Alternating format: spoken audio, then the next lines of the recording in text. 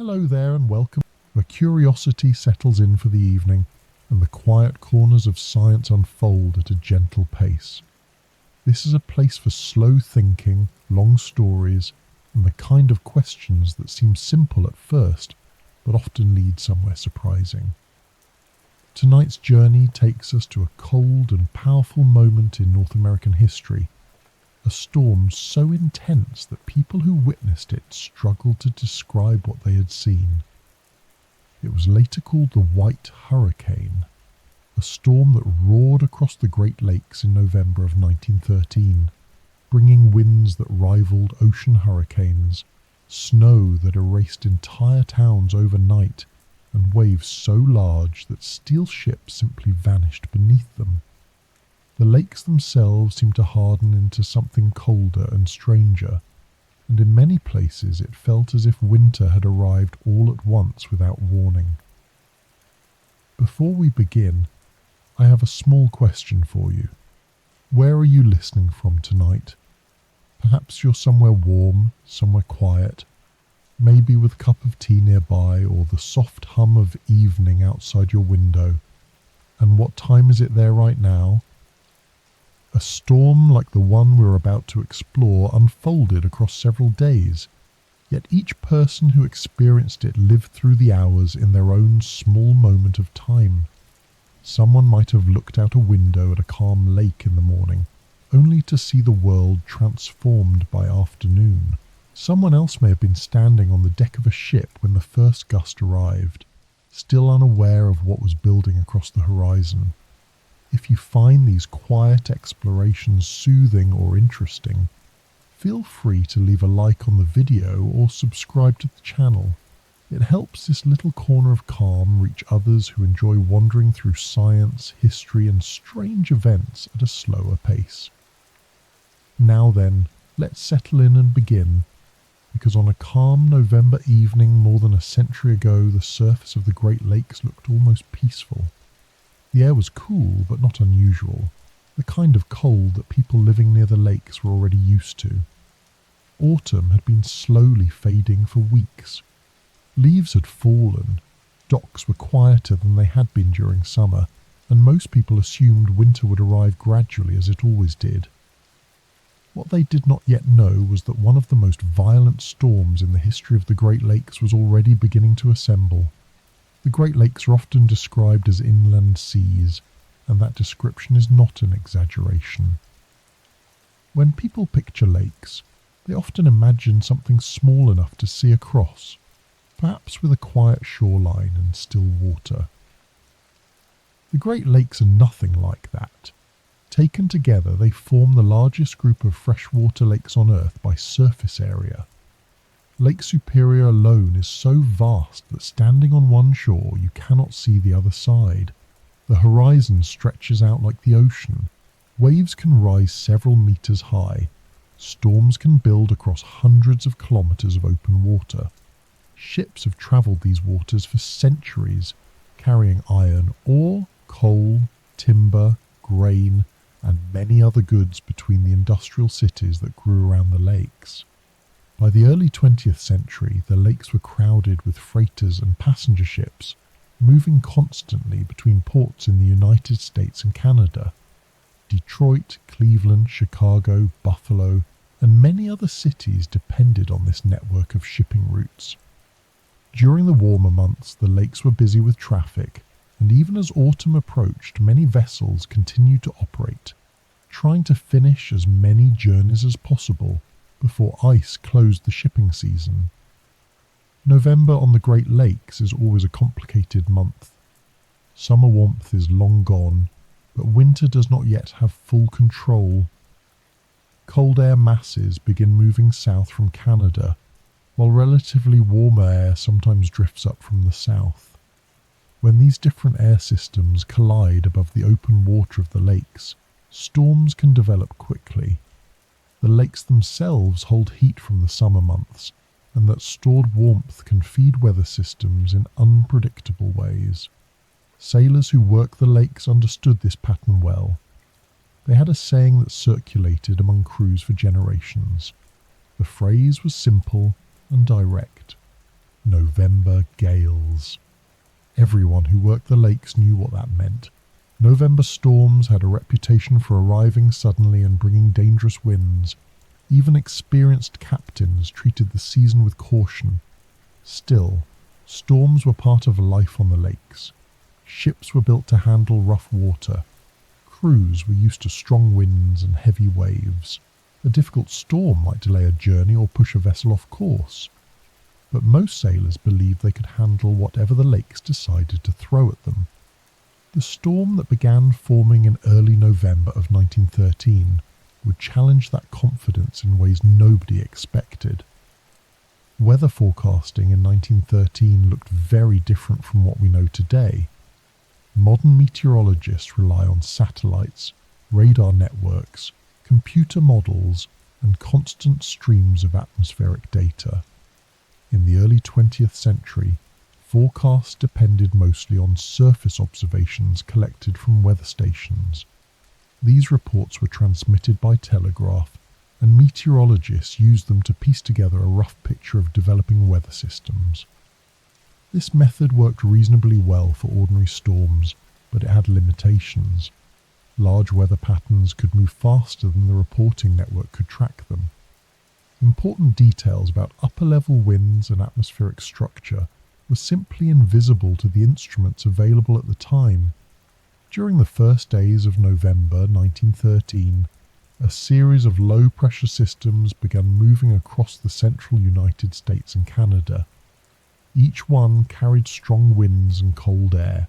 On their own, these systems might have passed through the region without much notice.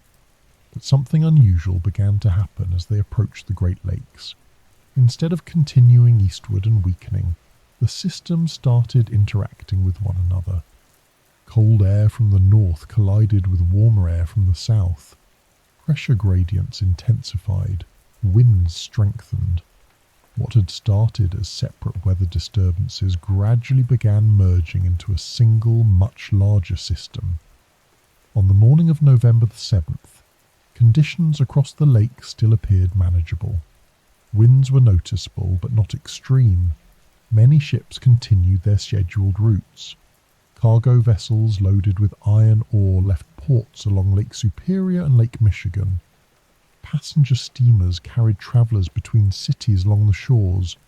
Weather warnings were issued in some locations. Storm flags were raised at certain ports, signalling rough conditions ahead. But the scale of the storm forming over the region was not yet fully understood. Through the afternoon, the wind began to rise. At first it came in long, steady gusts sweeping across the open water. Sailors noticed the change quickly. The surface of the lake shifted from small ripples to rolling waves. Clouds thickened across the sky, dark and heavy. The air temperature began dropping as colder air pushed south. On Lake Huron, several large freighters continued their routes despite the growing wind. Turning back was not always an easy decision. Ships carried schedules and cargo contracts. Reaching the next port quickly could mean avoiding the risk of ice later in the season. Captains had spent years learning how to read the lakes. Many of them believed they still had time to reach shelter before conditions worsened. But the atmosphere above the lakes was now organizing itself into something much more violent. By the evening of November 7th, the pressure system driving the storm had deepened dramatically. The difference between high-pressure areas and the growing low-pressure center became extreme. Air rushed inward toward the storm with enormous force, creating winds that soon exceeded 70 miles per hour in some places. For comparison, those speeds fall within the range of hurricane-strength winds. The term white hurricane would only appear later, after people tried to describe what they had witnessed. At the time, sailors simply felt the wind rising higher and higher, pushing waves across the lakes in massive rolling lines. The situation became even more dangerous as temperatures continued falling. Snow began to mix with rain, carried sideways by the wind. Visibility dropped. Harbours that had seemed reachable hours earlier began disappearing behind walls of blowing snow. Ships that were already far from shore had little choice but to continue fighting the storm. On land, people living near the lake started noticing the sudden shift. In towns along Michigan, Ontario and Ohio, the wind rattled buildings and swept through streets. Waves crashed against breakwaters and docks. Snow piled against doors and windows. Telegraph lines swayed under the pressure of the wind. Still, few people understood the full scale of what had begun. Across the Great Lakes region, multiple weather systems had now merged into one enormous storm spinning over the lakes. The pressure at its centre dropped lower and lower. Wind speeds climbed even higher. Snow intensified.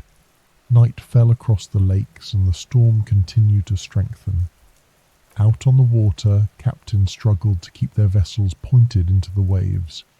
If a ship turned sideways to the wind even briefly, the force of the water could roll it dangerously or send waves crashing across the deck.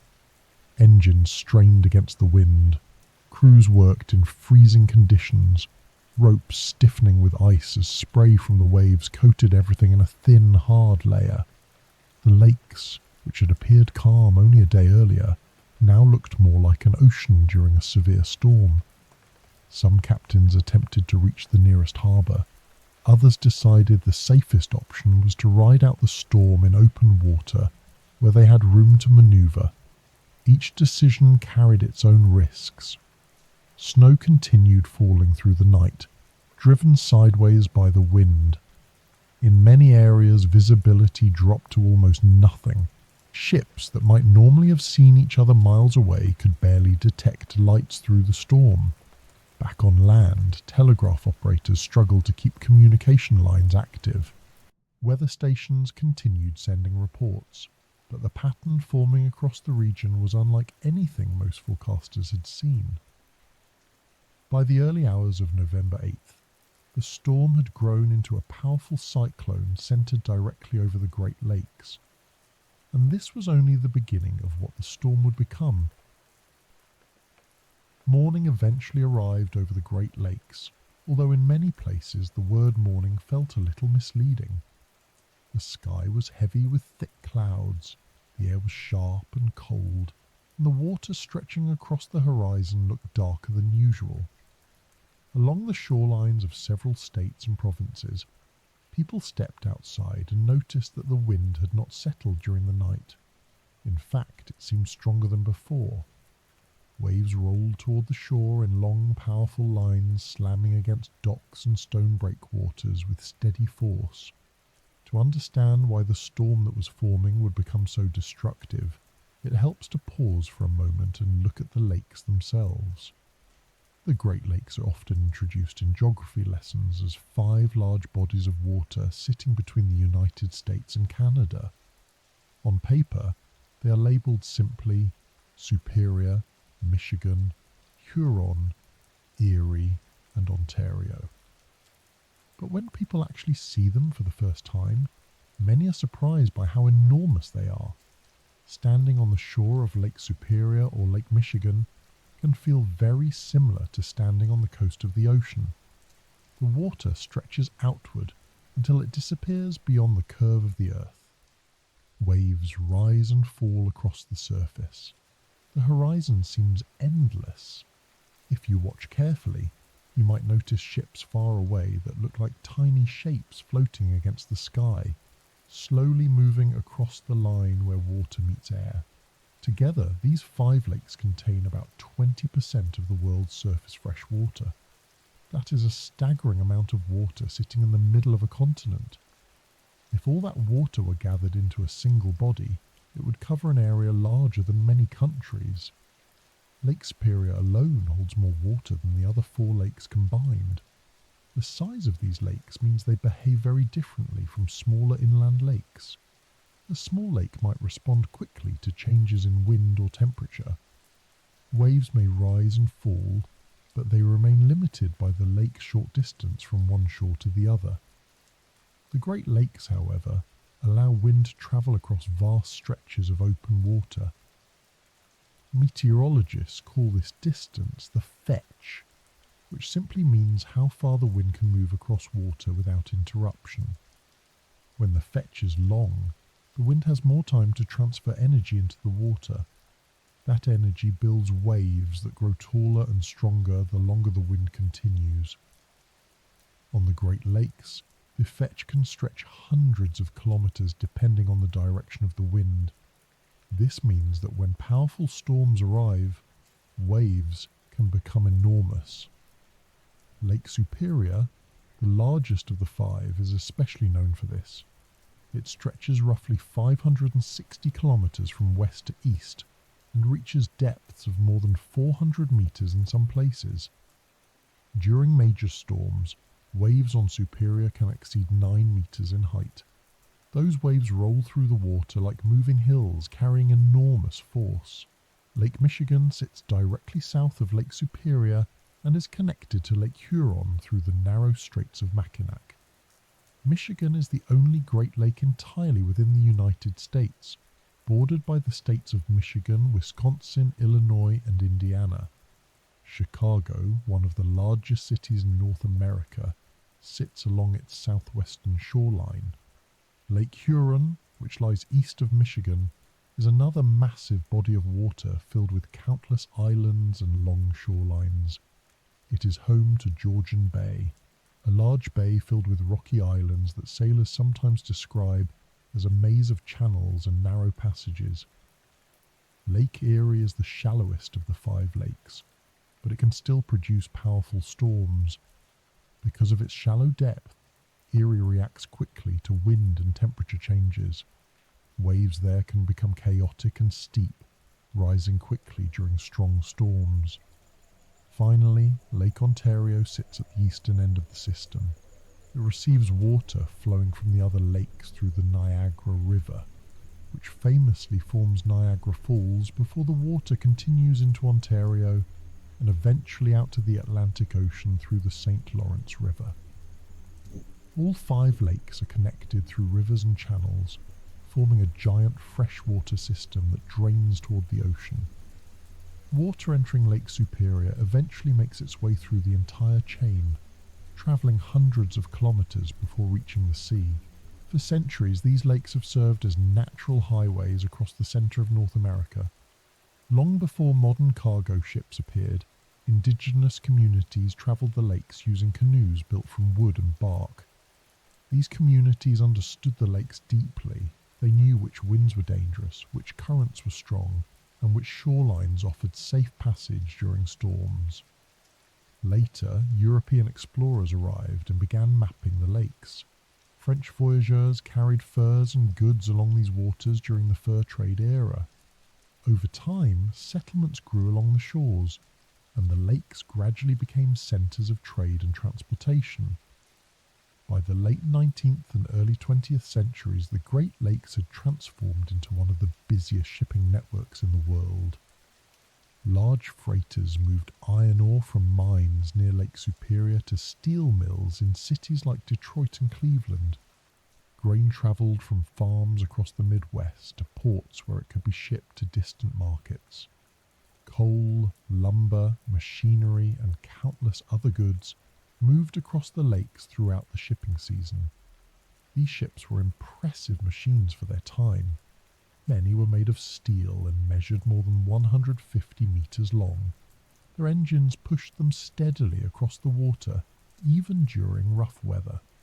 Crews worked day and night loading cargo, navigating narrow channels, and guiding vessels through busy shipping lanes.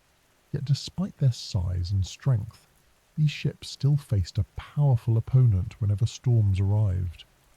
Unlike ocean storms, which can sometimes be tracked for days as they move across large areas of open water, storms on the Great Lakes can develop rapidly. The lakes sit in a region where different air masses frequently collide. Cold air flows south from Canada. Warm air sometimes drifts north from the Gulf of Mexico. When these air masses meet, they create unstable atmospheric conditions. During autumn, this contrast becomes especially dramatic.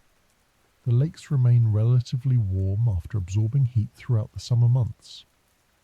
At the same time, cold Arctic air begins pushing southward more often as winter approaches. When cold air moves over the warmer lake water, energy transfers into the atmosphere. Storm systems can intensify quickly under these conditions. Another factor is the geography surrounding the lakes. The region includes wide plains, forests, and open terrain that allow wind systems to travel long distances with little resistance.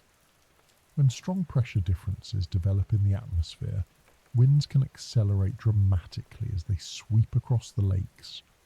Sailors who worked these waters often developed a healthy respect for these forces. Many captains kept careful watch on the sky and water, looking for signs that conditions might change. They watched cloud shapes, wind direction, and wave patterns. A shift in the colour of the sky or the smell of the air could sometimes signal that a storm was approaching. Even so, storms could still catch ships off guard.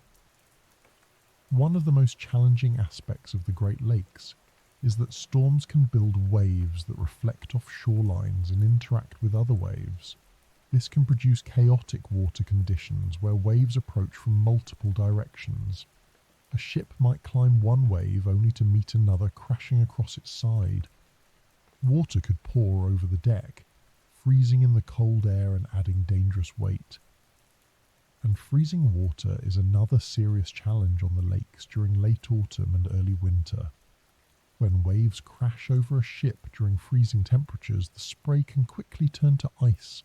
That ice begins coating railings, cables, and equipment. Over time, the ice can grow thick and heavy. The added weight raises the ship's centre of gravity, making it less stable. Crews must often break the ice away manually using tools to keep the vessel balanced. If ice accumulates too quickly, the ship can become dangerously top-heavy. This combination of powerful winds, towering waves, and freezing spray creates some of the harshest conditions sailors can face outside of polar regions. During ordinary storms, experienced crews could often manage these challenges. Ships would slow down, adjust their course, and wait for the storm to pass. But when a storm becomes strong enough, even large freighters can struggle. And that is exactly what was beginning to happen during the early days of November 1913. The storm forming across the Great Lakes was drawing energy from multiple sources. Cold Arctic air continued moving south. Warmer air pushed northward beneath it. Pressure differences increased. Winds accelerated across the open water. Because the lakes are so large and interconnected, the storm was able to move across them while continuing to gather strength. On Lake Superior, waves were already rising higher than normal. Ships reported strong winds and heavy seas. On Lake Michigan and Lake Huron, conditions were beginning to deteriorate as well. Captains received warnings through wireless telegraph messages and signal flags raised at certain ports. Still, many ships continued travelling. Shipping seasons were always a race against time.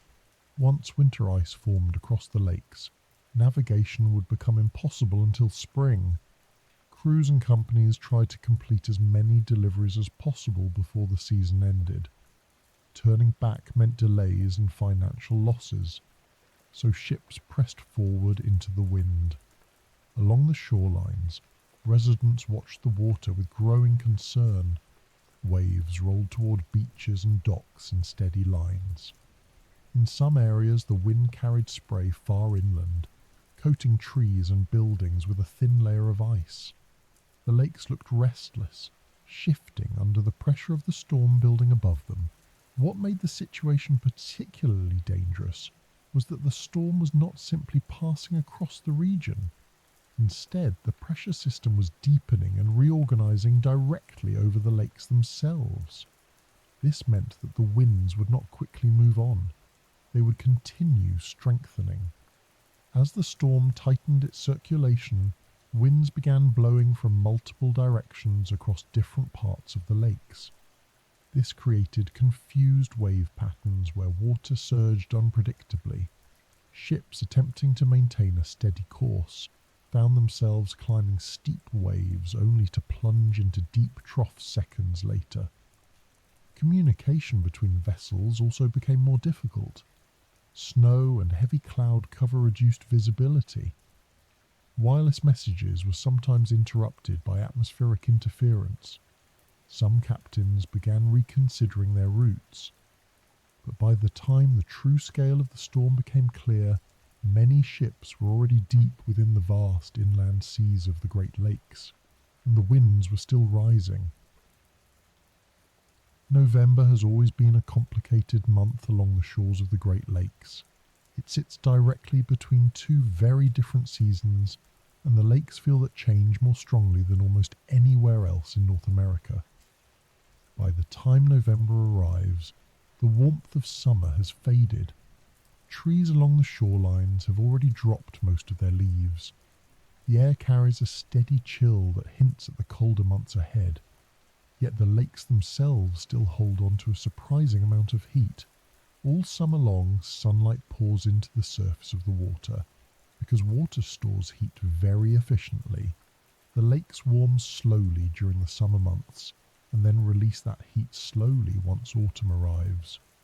By early November, the surrounding land has cooled much faster than the water. Forests, fields, and towns across the region may already feel cold enough for frost most mornings, but the lakes are still holding on to a leftover memory of summer. That difference in temperature between water and land becomes extremely important when cold air masses begin moving south from Canada. Cold air is dense and heavy. As it spreads across the continent in late autumn, it moves over the relatively warm surfaces of the Great Lakes. When this happens, heat and moisture rise from the water into the colder air above. This transfer of heat adds energy to the atmosphere.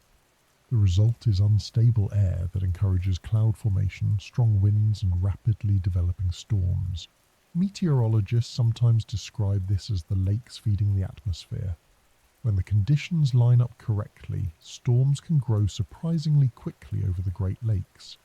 A calm morning can shift into strong winds by afternoon. Rain may change into heavy snow in only a few hours. Sailors who worked the lakes often spoke about how quickly the weather could turn, and many of them developed a careful habit of watching the horizon and the sky. People who lived along the lakes understood this pattern as well. Fishermen, harbour workers, lighthouse keepers, and dock crews had all learned that November required attention. The month had a reputation for storms strong enough to reshape entire shorelines. Long before modern meteorology existed, sailors had already noticed the pattern. Over generations, they developed a phrase that passed from one crew to another: the gales of November. The phrase was simple, but it carried a lot of meaning. When someone mentioned the November gales, they were referring to a period of the year when storms tended to arrive suddenly and with serious strength. Ships could be caught far from shore. Waves could rise faster than crews expected. Cold temperatures made every task more difficult. Despite that reputation, shipping on the lakes continued through most of November. The reason was practical. The Great Lakes were one of the most important transportation systems for the growing industrial economy of the United States and Canada. Massive quantities of iron ore moved south from mines near Lake Superior to steel mills in places like Detroit, Cleveland, and Chicago. Grain from farms across the Midwest traveled through the lakes to reach eastern markets. Coal, timber, and machinery moved in the opposite direction. Stopping this movement too early in the season would disrupt the entire system. Shipping companies therefore pushed their vessels to keep operating as long as possible before winter ice shut the lakes down completely. Each year there was a quiet race against the calendar. Crews and captains tried to complete one more voyage, deliver one more load of cargo, reach port before the ice began forming. By early November in 1913, that race was already underway. Ports along the lakes were busy with activity. Freighters moved between cities carrying heavy loads of iron ore and coal. Dock workers loaded grain into large cargo holds. Tugboats guided vessels through narrow channels and into harbours. Along the waterfronts of cities like Detroit, Buffalo and Cleveland, people were used to seeing large ships slowly gliding across the water. On some days, the lakes appeared calm and almost peaceful. A light wind might ripple the surface of the water. Gulls circled above docks, waiting for scraps from fishermen. The sky could appear wide and clear, with long views across the horizon. But November had a way of changing that calm very quickly. One of the first signs of approaching trouble often came from the wind. A shift in direction could signal that a new weather system was moving into the region. Experienced sailors noticed these shifts immediately. Wind that had been blowing steadily from one direction might suddenly turn colder and stronger. The air itself sometimes felt different, sharper against the skin. Clouds were another clue. During stable weather, clouds above the lakes might appear thin and scattered, but when large weather systems approached, thick layers of grey cloud would begin spreading across the sky. These clouds could stretch for hundreds of kilometres, forming an almost continuous blanket overhead. Rain often followed soon after. Rain in November along the lakes can be cold and steady. It drifts across the water in long curtains that blur the horizon. Visibility drops as distant ships fade into the grey atmosphere. Waves become rougher as the wind strengthens. If temperatures continue falling, that rain can change into snow. Snow on the lakes behaves differently from snow that falls over land. Wind sweeping across the open water can carry snow horizontally through the air. Instead of drifting gently downward, the snow flies sideways in thick sheets. Visibility can drop to only a few meters. Landmarks disappear. The surface of the lake becomes difficult to see as waves and snow blend together in the storm. During the first week of November 1913, these early signs were already beginning to appear. Weather stations across the central United States reported falling air pressure. Low-pressure systems are important because they often signal the formation of storms. When pressure drops in the atmosphere, air begins moving inward toward the center of the system. That movement creates wind. At the same time, colder air was descending from the north. In ordinary situations, a single storm might pass through the region and then move eastward toward the Atlantic Ocean. Conditions might remain rough for a day or two before calming again. But the pattern forming in early November was different. Instead of a single storm, multiple systems began developing one after another across the central part of the continent. These systems moved toward the Great Lakes region and started interacting with each other. One low-pressure area deepened while another approached behind it.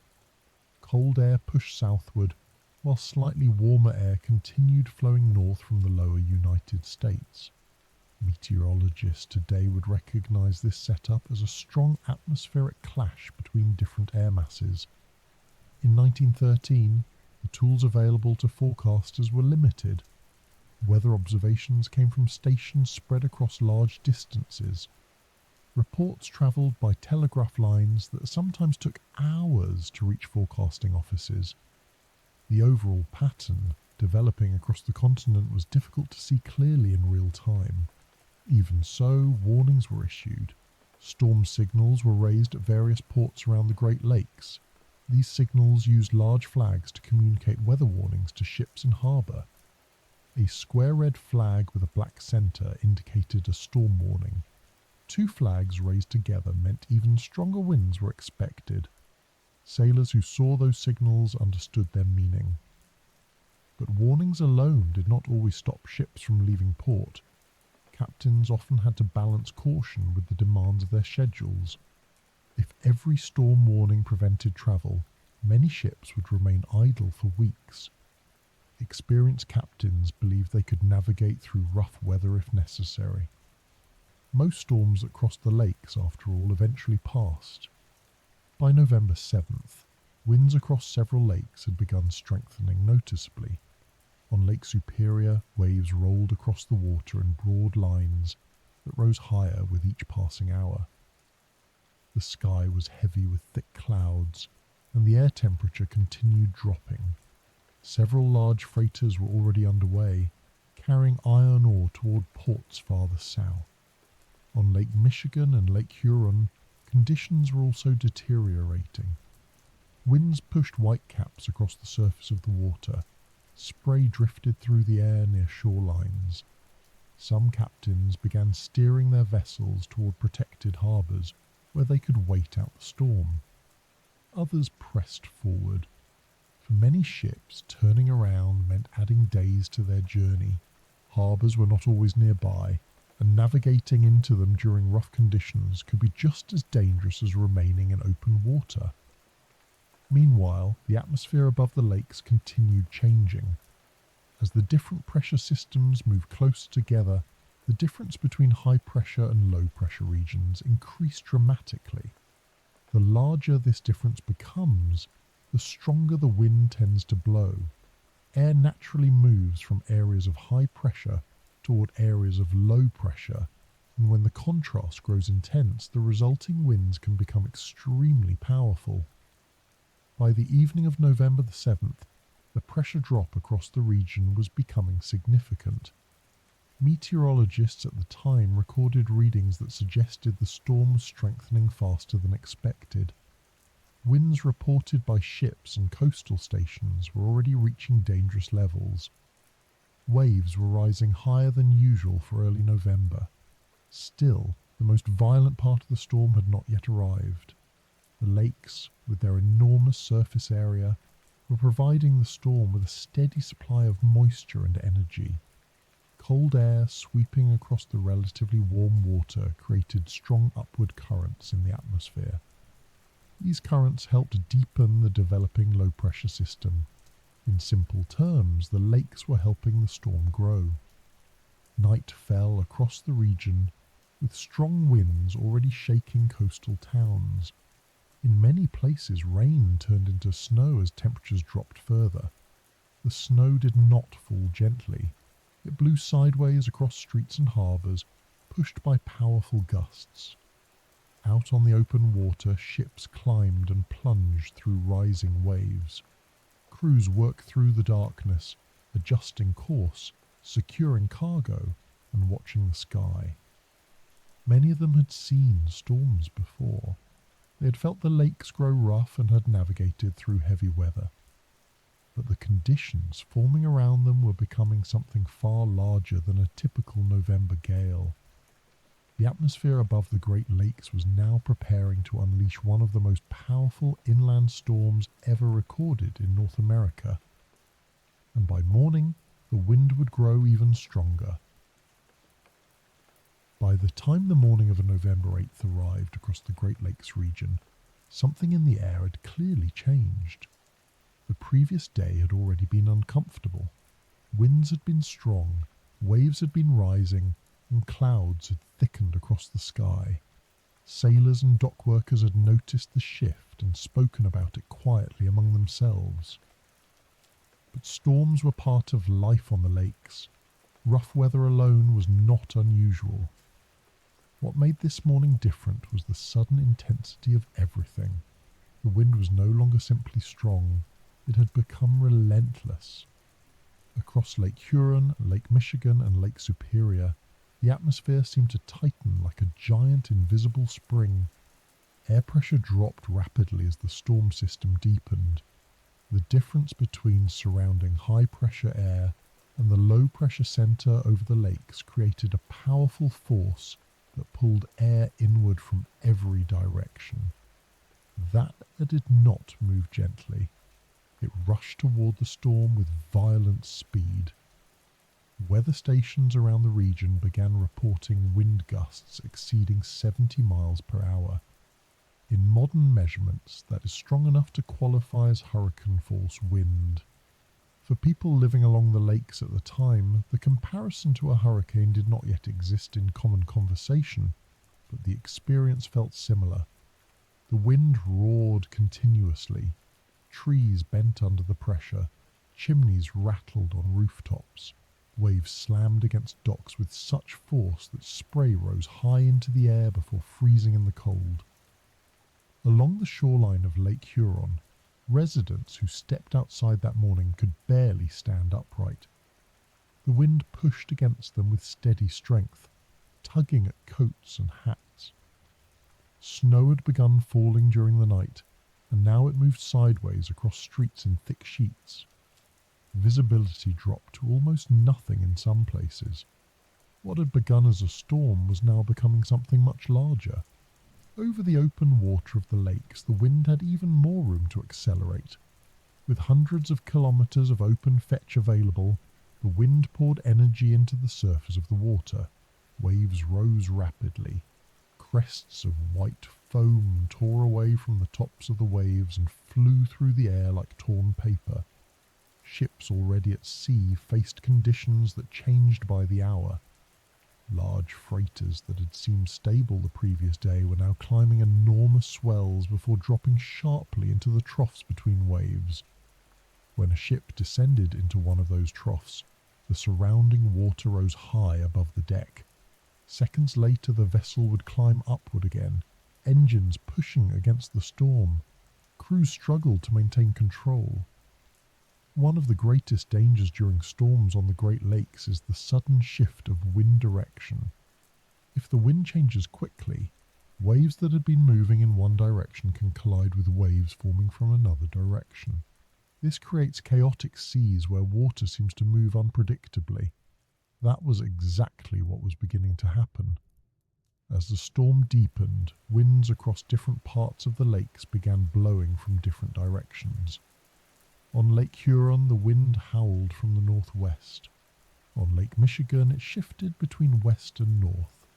Lake Superior experienced strong winds from multiple angles as the storm's circulation tightened.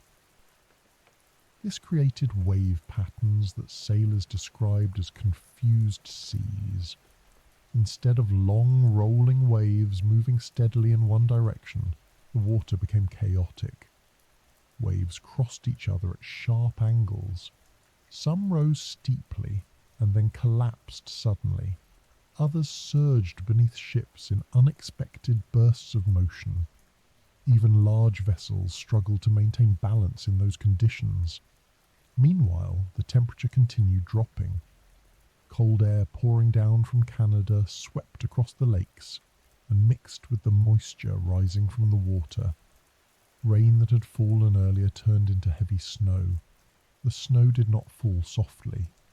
The wind grabbed it and hurled it sideways across the water. Visibility shrank dramatically. Captains who might normally see distant ships or shoreline lights miles away now found themselves surrounded by white darkness. Snow, wind, and spray blended together into a blinding storm. Even the horizon disappeared. Navigation became extremely difficult. Compasses still worked, of course, but visual landmarks were gone. Harbour entrances that sailors depended on for shelter were hidden behind the storm. Lighthouses struggled to shine through the swirling snow. Wireless telegraph systems aboard some ships attempted to send messages to nearby vessels and shore stations. These early radio systems were valuable tools, but they had limitations. Atmospheric conditions sometimes interfered with signals. Messages could be delayed or lost. Some ships managed to report their situation. Operators tapped out short messages describing heavy seas and violent winds. In a few cases, captains requested information about nearby harbours or weather updates, but the storm was growing faster than the information network could keep up with. Along the coastlines, people began realising that the weather had turned dangerous. In towns scattered around the lakes, snow piled quickly against buildings. Wind-driven waves crashed against harbour walls, sending water spraying into the streets. Telegraph poles swayed violently in the wind. Some lines snapped under the strain, cutting communication between towns. Railways slowed as snow covered the tracks. Roads became difficult to travel. Still, the most dramatic events were unfolding far from shore. On Lake Huron, several large cargo ships had already been caught in the centre of the storm. These freighters carried heavy loads of iron, ore, coal and grain. Their hulls were strong, but the waves they faced were unlike anything most crews had experienced. Some waves reached heights of more than 10 metres. To imagine this, picture a wall of water rising as tall as a 3-storey building. Now imagine that wall moving toward a ship while another wave approaches from the side. Ships climbed these walls slowly, engines straining as the bow lifted upward. When the crest passed beneath the hull, the vessel would drop sharply into the trough behind it. Water crashed across the deck, soaking everything in freezing spray. Every piece of exposed metal began collecting ice. Ice accumulation became a growing threat as the storm continued. When waves smashed against the hull, water sprayed high into the air. In the freezing temperatures, that spray turned instantly to ice when it landed on the ship. Railings, ropes, lifeboats and cargo hatches began coating with thick layers of frozen water. The weight added up quickly. Crews rushed across decks with axes and hammers, trying to break the ice away before it became too heavy. But working outside during hurricane-force winds and freezing spray was extremely dangerous. Men had to tie themselves to railings to avoid being blown overboard. Every minute outside exposed them to bitter cold and crashing waves. Inside the wheelhouses, captains focused on keeping their vessels pointed correctly into the wind. If a ship turned broadside to the waves, the force of the water could roll it severely or even capsize it. Maintaining the correct angle was exhausting work. The wheel had to be adjusted constantly as gusts shifted the vessel's direction. Engines had to maintain steady power despite the violent movement of the ship. One mistake could allow a wave to strike the vessel from the side with devastating force. As the morning passed, the storm intensified even further. Meteorological readings later showed that the central pressure of the storm dropped extremely low for an inland system. This deep pressure created stronger and stronger winds as air rushed inward toward the centre. In many places, the wind now exceeded 80 miles per hour. The lakes roared under the pressure. Onshore observers described the sound as continuous thunder. Waves pounded the shoreline again and again. Some harbours experienced water surges that flooded docks and warehouses. Snowfall continued increasing as the cold air mass expanded across the region. What made the storm especially dangerous was its size. Instead of affecting only one lake, the storm covered nearly the entire Great Lakes system at the same time. Ships that attempted to move from one lake to another found the same violent conditions waiting for them. There was no clear path to safety. Throughout the day, more ships reported trouble. Some captains tried steering toward protected shorelines, where land might reduce the height of the waves. Others attempted to reach harbours they knew well, hoping to anchor safely until the storm passed. But navigation in the blinding snow made these attempts extremely risky. Several vessels simply disappeared from communication. Wireless stations attempted to call them repeatedly. No answer came back through the storm. Along the shorelines, residents continued watching the lakes with growing unease. The wind never seemed to pause. Snow filled the air like swirling dust.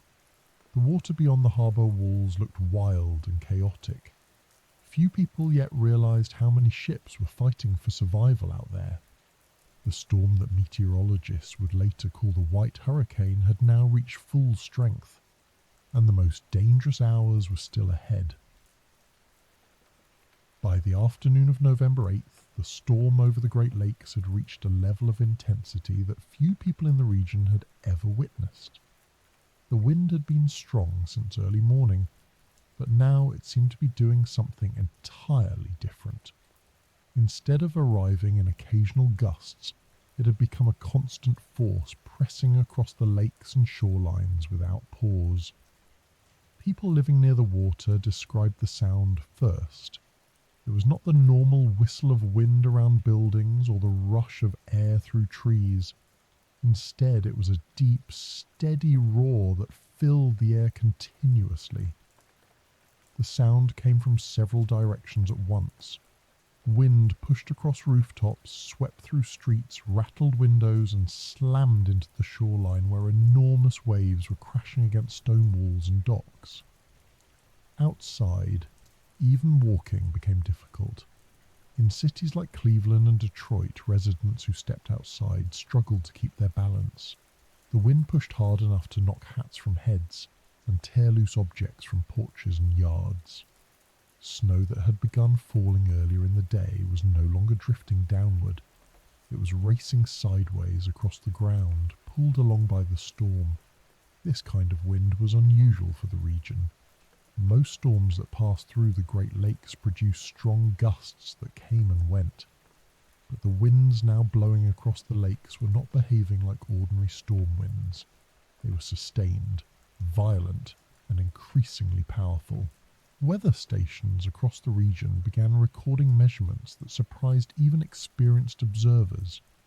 Some stations reported sustained winds of 60 miles per hour. Others measured gusts reaching 70 or 80 miles per hour. In a few locations, the instruments recorded winds approaching 90 miles per hour. Those numbers placed the storm firmly in the range of hurricane-force winds. Yet hurricanes normally form over warm tropical oceans where vast amounts of heat energy are available. The Great Lakes, despite their enormous size, are located far from the tropics and surrounded by cold land masses during autumn. So how could a storm over inland lakes produce winds comparable to a hurricane? The answer lies in the structure of the atmosphere during that week. Several days earlier, a large cold air mass had begun moving southward from Canada.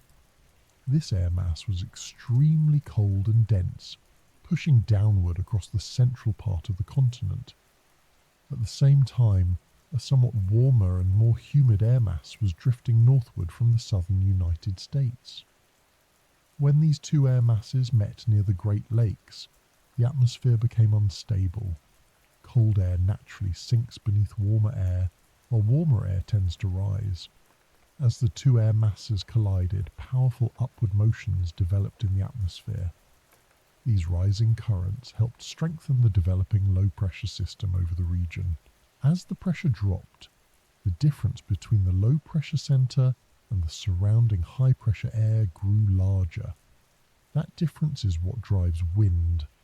Air naturally moves from areas of high pressure toward areas of low pressure. When the pressure difference is small, the wind remains gentle. But when the difference becomes large, the air accelerates rapidly as it rushes toward the lower pressure area. During the White Hurricane storm, that pressure difference became enormous. Meteorologists later calculated that the central pressure of the storm dropped to around 968 millibars. For comparison, many powerful ocean storms fall within a similar pressure range. That meant the atmosphere above the Great Lakes had created a pressure gradient strong enough to generate extreme winds, but pressure difference alone does not explain everything that happened. The size of the Great Lakes also played an important role. Over land, wind tends to slow down because it encounters obstacles. Trees, buildings, hills, and uneven terrain all create friction that reduces wind speed. But over water, especially large bodies of water like the Great Lakes, there are far fewer obstacles.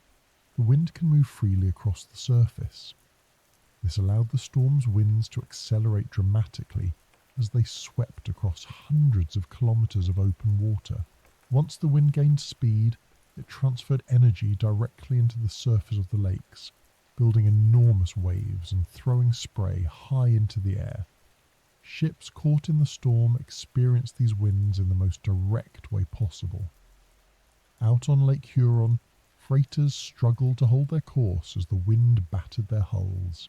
Even large steel ships weighing thousands of tons were pushed sideways by the force of the storm. Steering required constant attention. A moment of distraction could allow the wind to swing the bow away from the waves. If that happened, the ship could become dangerously exposed.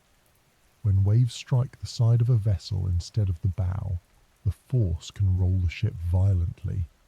Water may crash across the deck, flooding equipment and threatening to break loose cargo or lifeboats. Captains tried to keep their ships facing directly into the wind whenever possible, but the wind itself was not steady.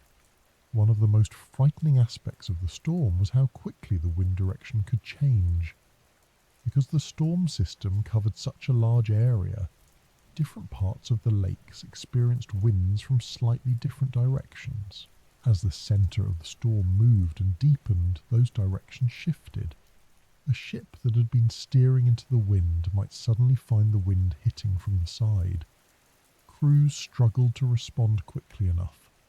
Meanwhile, the wind continued strengthening. Observers on shore described seeing waves breaking far beyond the harbour walls. Spray rose so high that it looked like clouds drifting above the water. In some places, the wind carried this spray hundreds of metres inland before it fell back to the ground as freezing droplets. Those droplets quickly formed ice. Trees near the shoreline became coated in frozen layers. Power lines sagged under the weight. Windows facing the lake collected thick sheets of ice as spray struck them again and again. Inside houses, the wind rattled doors and shook walls. Along the waterfronts, dock workers and harbour officials began realising that the storm had become something extraordinary. Storm signals had already been raised earlier in the week, but now the situation seemed far beyond ordinary warnings. Some ports attempted to guide incoming ships towards shelter, but visibility had collapsed. The snow blowing across the lakes had grown heavier as the cold air deepened. Instead of gentle snowfall, the storm produced thick bands of snow that moved like white curtains through the air. Combined with the spray from the waves, this created a blinding mixture of snow and water. Ships sometimes could not see the shoreline until they were dangerously close. Even lighthouse beams struggled to penetrate the storm. The powerful lights that normally guided sailors through the darkness were scattered by snow and spray, creating glowing halos instead of clear signals. The wind also began affecting communication systems. Telegraph lines running between towns snapped in several places as poles bent under the pressure. Wireless radio signals from ships were sometimes interrupted by electrical interference in the storm clouds. Messages that did arrive carried troubling reports. Some ships described waves breaking over the entire deck. Others reported severe icing that threatened the stability of the vessel. A few messages were brief and urgent, requesting assistance or reporting that the ship was struggling to maintain control. Then some ships stopped responding entirely. For families waiting in port cities, this silence would later become one of the most painful parts of the disaster. But during the storm itself, most people did not yet know how many ships were fighting the wind at that moment. Out on Lake Superior, Lake Michigan, and Lake Huron, captains continued battling the storm, hour after hour. Engines roared as vessels pushed against the waves. Crew members moved carefully across ice-covered decks, breaking frozen spray away from equipment whenever possible. The wind never seemed to weaken. In fact, during the late afternoon and evening it grew even stronger. Meteorologists studying the storm later found that the low-pressure system had intensified rapidly as it moved across the lakes. The circulation tightened, pulling air inward faster and faster. This process is similar to what happens when tropical hurricanes strengthen over warm oceans, but this storm was feeding on the unusual atmospheric conditions created by the collision of air masses. and the warmth of the lakes themselves. It had become an inland cyclone of enormous strength. By nightfall on November 8th, winds across parts of the Great Lakes were estimated to be approaching hurricane category levels, and still the storm continued building. Ships already struggling through the chaos now faced another danger that would make survival even harder. Because as the winds howled across the lakes, the snow began to fall even harder. As the storm continued intensifying across the Great Lakes on November 8th, another transformation was quietly unfolding in the atmosphere above the water. What had begun earlier as cold rain mixed with occasional snow was now becoming something far more severe. The temperature continued dropping rapidly as a massive surge of Arctic air pushed south across the region. That cold air changed the nature of the storm completely. Rain disappeared. In its place came snow. But it was not the quiet snowfall people often imagine during winter evenings. This snow behaved differently. It moved with the wind rather than falling gently through the air. Across the lakes and surrounding towns, the snow began travelling sideways. Meteorologists would later describe the phenomenon as a blizzard. At the time, many people simply described it as white darkness. The wind, which had already reached extreme speeds, grabbed the falling snowflakes and hurled them across the landscape. Instead of drifting downward, the flakes shot through the air like fine grains of sand carried by a powerful current. Standing outside during those hours became almost impossible. In cities along the shores of Lake Michigan and Lake Huron, people who opened their doors were immediately struck by the force of the storm. The snow rushed past their faces at such speed that it stung their skin. Breathing in the wind felt like inhaling cold needles. Within minutes, clothing became coated with frozen snow. Visibility collapsed. During ordinary snowfall, people can still see buildings, streets, and distant lights. But in a true blizzard, the snow and wind combine to create what meteorologists call whiteout conditions. The air fills with swirling snow that reflects light in every direction. The result is a strange visual effect where sky, ground, and horizon blend together. There is no clear direction. People walking through the streets of shoreline towns described losing sight of houses only a few meters away. Street lamps appeared as faint, glowing circles in the storm before disappearing again behind blowing snow. On the open lakes, the effect was even more severe. Ships fighting the storm already struggled with towering waves and violent winds. Now the snow added another dangerous problem. Crews stationed on deck could barely see the bow of their own vessel through the swirling white air. The horizon vanished entirely. Without visual reference points, it became extremely difficult for captains to judge the movement of the waves or the position of nearby ships. Navigation instruments helped, but even those could not replace the value of clear visibility. Many captains relied heavily on their sense of motion and the feel of the ship beneath their feet. A sudden tilt could signal that a large wave was approaching. A change in the engine vibration might indicate that the ship had shifted off its intended course. Every sensation mattered during those hours. Meanwhile, the snow continued intensifying. Cold Arctic air moving across the relatively warm surface of the lakes created powerful upward currents in the atmosphere. These currents lifted moisture into the air where it quickly froze into snow crystals. The process produced enormous amounts of snowfall in a short period of time. Modern meteorologists call this lake effect snow. When cold air flows across warmer lake water, it absorbs moisture and heat. As that air moves farther inland, it cools again and releases the moisture as snow. The result can be heavy snow bands that dump large amounts of snow in specific areas. During the White Hurricane Storm, the process operated on a massive scale. The entire lake system was feeding moisture into the atmosphere while the storm circulated above it. Snow formed rapidly and fell in thick, dense clouds that the wind immediately grabbed and flung sideways. Observers later reported snowfall rates of several centimeters per hour in some locations. Combined with hurricane-force winds, this created the blizzard conditions that defined the storm. For ships on the lakes, the snow made an already desperate situation worse. The decks of many vessels were already coated in ice from freezing spray.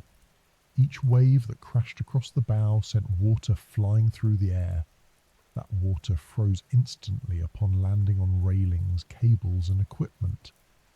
Now the blowing snow added another layer. Snow collected on top of the ice, forming thick frozen drifts across the deck. The weight increased steadily as the storm continued. Crew members tried to shovel or break the accumulation away, but the wind made the task extremely difficult. Imagine standing on a moving steel deck, tilted sharply as waves lift the ship upward. The wind screams past your ears at nearly 80 miles per hour. Snow blasts across your face while freezing water crashes over the side. That was the environment sailors were working in. Some crew members had to crawl across the deck to avoid being knocked over by the wind. Others tied themselves to railings with rope so they would not be swept away. Even simple tasks required tremendous effort. Opening a hatch, securing a rope, or adjusting a cable could take several minutes as sailors struggled against the storm. Their gloves quickly stiffened with ice. Metal surfaces became dangerously slippery. Meanwhile, the blizzard continued to erase the world around them. One of the most dangerous consequences of the snowstorm was the loss of visual navigation. Normally, ships travelling the Great Lakes relied heavily on lighthouses, shoreline landmarks, and visible buoys to guide their route. During the White Hurricane, many of those guides disappeared. Lighthouse beams scattered through the snow like diffused halos of light. Buoys vanished beneath waves and drifting snow. Shorelines that might normally appear as dark shapes against the sky were hidden entirely. Captains had to rely on compass headings and their knowledge of the lakes. Even that knowledge had limits when visibility dropped to almost zero. In some cases, ships unknowingly drifted closer to dangerous shoals or rocky shorelines. Strong currents and chaotic waves pushed vessels off their intended paths, while crews struggled to correct course. On land, the blizzard was creating serious problems as well. Railway lines connecting cities around the lakes began shutting down as snowdrifts blocked the tracks. Trains slowed or stopped completely in some areas. Road travel became almost impossible as wind piled snow across highways and streets. Telegraph communication suffered badly. Ice and wind snapped many telegraph wires that connected towns across the region. With those lines broken, information about the storm travelled slowly. Weather stations struggled to send updates to central forecasting offices. This lack of communication meant many people still did not understand how severe the storm had become. Families in port cities waited for ships that were already fighting for survival far out on the lakes. Harbour officials attempted to monitor conditions, but the blizzard limited what they could see. Even experienced observers had difficulty understanding the full scale of the storm. Meteorologists studying the event later would explain that the storm had essentially combined two powerful systems. A large low-pressure cyclone spun over the Great Lakes while cold Arctic air fed the blizzard conditions. The combination created a storm that behaved partly like a hurricane and partly like a winter blizzard. This rare combination was what gave the storm its name, the White Hurricane. The word white referred to the blinding snow that filled the air. The word hurricane described the strength of the wind that drove the storm. Together they formed a description that matched what people experienced during those days. But during the storm itself, no one had yet chosen that name. Sailors, townspeople, and weather observers were simply trying to survive a storm that seemed to grow stronger by the hour. across the Great Lakes, ships continued battling waves, wind, and blinding snow through the long hours of November 8th.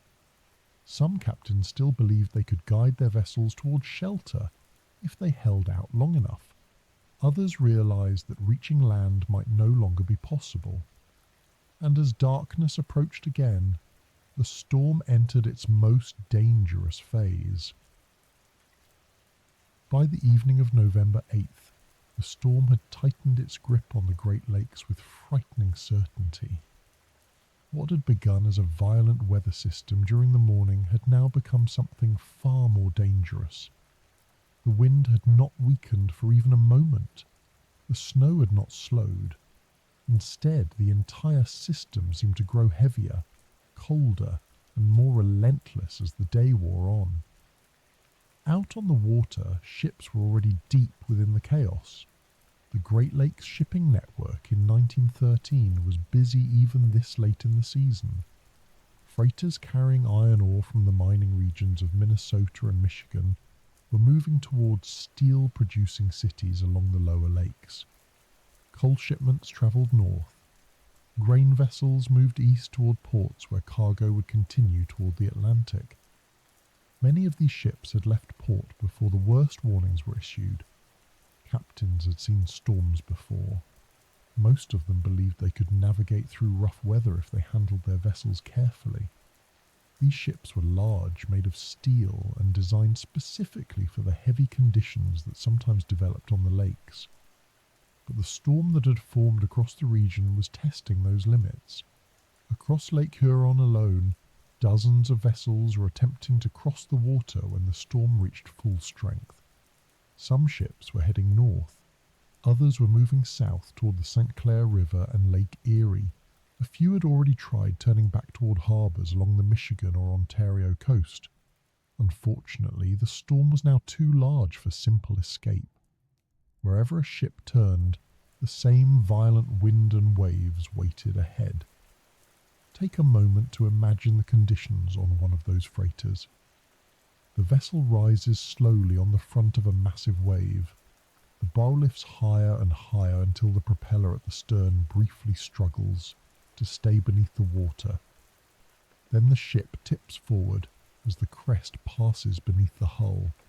The entire vessel plunges downward into the trough behind the wave. Seconds later, another wall of water rises ahead. The deck is already coated with ice from freezing spray. Each time a wave crashes across the bow, water explodes upward and freezes instantly in the cold air. Railings, ladders, cargo hatches and lifeboats all begin collecting thick layers of ice. Crew members move cautiously across the deck with axes and hammers. Their job is to break the ice away before it grows too heavy. Ice accumulation is extremely dangerous for ships because it raises the centre of gravity. If enough ice builds up on the upper parts of the vessel, the ship can become unstable. But performing this work during the White Hurricane was almost impossible. The wind screamed across the deck with hurricane strength. Snow and spray blasted through the air like a frozen storm of sand. Even standing upright required careful balance. Many sailors tied ropes around their waists and secured themselves to railings while working. Without those lines, the wind could easily throw a man across the deck or into the freezing water.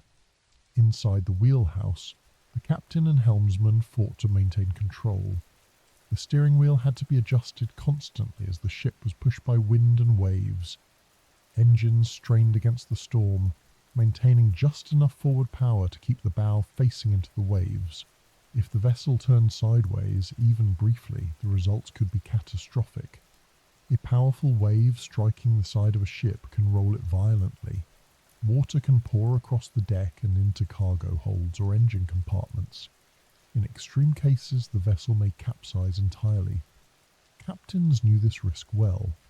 That is why many of them chose to keep their ships pointed directly into the wind, rather than attempting to run with the waves or change direction toward shore. But that strategy came with its own problems. Holding a ship against hurricane-force winds requires enormous engine power and precise steering. If the engine faltered or the rudder lost effectiveness for even a moment, the ship could lose its heading. Several vessels experienced exactly that situation during the storm. Wireless telegraph messages from ships across the lakes began reporting serious difficulties. Operators tapped urgent signals into their equipment while waves slammed against the hull.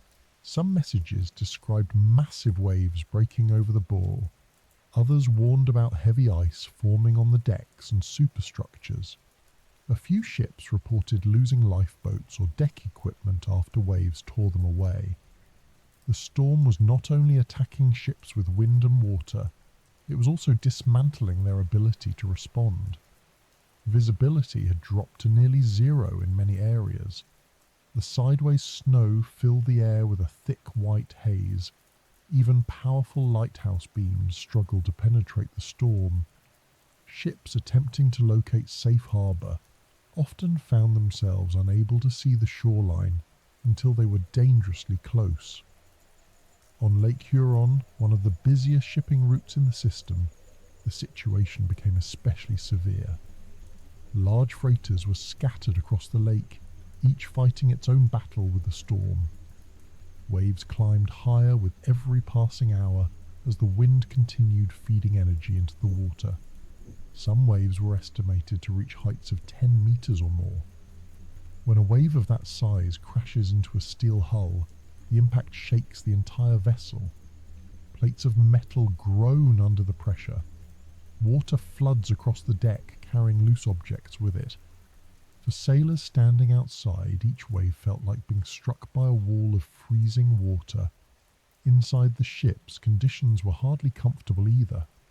Cabins shook violently as the hull pounded through the waves. Crew members trying to move through the corridors had to brace themselves against walls to keep from falling. The constant motion made even simple tasks difficult. Cooking meals in the galley became nearly impossible as pots slid across stoves. Sleeping was out of the question for most sailors. Everyone remained alert, listening for any unusual sounds that might signal damage to the ship. The fear that haunted many crews during those hours was the possibility of structural failure. Still freighters were strong, but they were not indestructible. Repeated impacts from massive waves could strain the hull over time. If the ship struck a wave at the wrong angle, the force could bend or crack structural components. Once water begins entering the hull in heavy seas, the situation becomes extremely dangerous. Pumps can remove water for a while, but if flooding continues, the ship may gradually lose buoyancy. Combined with ice accumulation and violent waves, the vessel could eventually sink. Unfortunately, this exact scenario began unfolding during the White Hurricane. As night approached on November 8th, several ships stopped responding to wireless calls. At first, other vessels assumed the radio operators were simply busy dealing with the storm. Communication during severe weather was often irregular. But as hours passed with no response, concern began growing. Ships attempted to call their missing companions again and again. Silence answered. In some cases, other captains believed they saw faint lights through the storm where a vessel might be struggling in the distance. But the snow and waves made it difficult to confirm anything. Meanwhile, the storm continued raging. Onshore observers along Lake Huron watched the lake with growing dread. Even from the safety of land, the conditions looked terrifying. Waves crashed against breakwaters and harbour walls with explosive force. Spray rose high into the air before freezing into ice. Snow filled the streets of shoreline towns.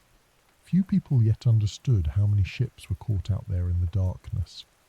The lakes that had once served as busy highways for trade had now become violent, frozen battlegrounds. Freighters that had carried thousands of tons of cargo only days earlier were now fighting simply to remain afloat. And as the long night continued, some of those ships would face a final struggle against the storm.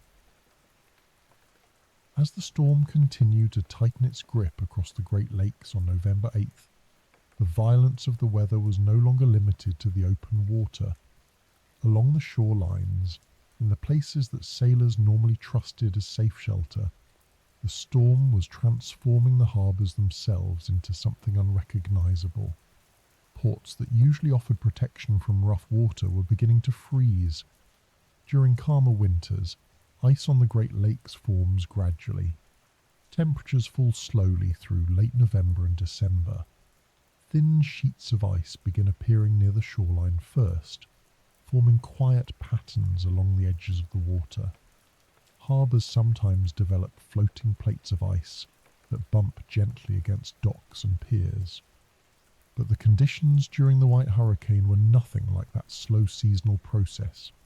The storm had brought together two powerful forces at once.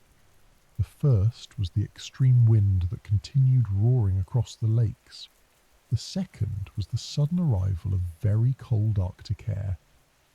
When those two forces combined with the constant spray from massive waves, the result was rapid freezing across large areas of shoreline. In simple terms, the storm was building ice almost as quickly as the wind could throw water into the air. Along breakwaters and docks, waves crashed repeatedly against the stone and steel structures. Each wave exploded upward into thousands of droplets that flew through the freezing air. The temperature had fallen low enough that these droplets froze almost instantly when they touched any surface. Railings, ladders and ropes began collecting thick layers of ice. Harbour walls slowly transformed into frozen ridges of white and pale blue. Lamps along the docks became trapped inside shells of ice that formed around them like glass. In some places the ice grew so thick that it changed the shape of the harbour itself. Ships approaching these ports discovered that their familiar entrances no longer looked the same. The usual lines of docks and pilings had been buried beneath frozen spray. Channel markers disappeared under the growing ice formations. Even the outlines of the harbour walls became difficult to recognise. The snow made everything worse. Blizzard conditions continued across much of the region, filling the air with blowing snow that mixed with the freezing spray from the waves. Visibility near the shoreline was sometimes no better than it was on the open lakes. Captains trying to reach shelter found themselves facing a new and unexpected problem. The harbours were becoming dangerous too. Under ordinary circumstances, entering a harbour during a storm offers protection because the surrounding land blocks the worst of the waves. Once a ship passes the breakwater, the water becomes calmer and the vessel can anchor safely until the storm passes. But during the White Hurricane, the storm surge and powerful wind pushed enormous waves directly into many harbours. Instead of calm water behind the breakwalls, ships encountered violent churning waves that bounced unpredictably between the structures. Water surged in and out of the harbour entrances as the wind shifted direction. This movement carried floating ice and debris through the narrow channels. Ships attempting to enter had to navigate through ice-covered docks, while waves continued slamming against their hulls. For some captains, the risk of attempting to enter a frozen harbour became greater than the danger of staying in open water.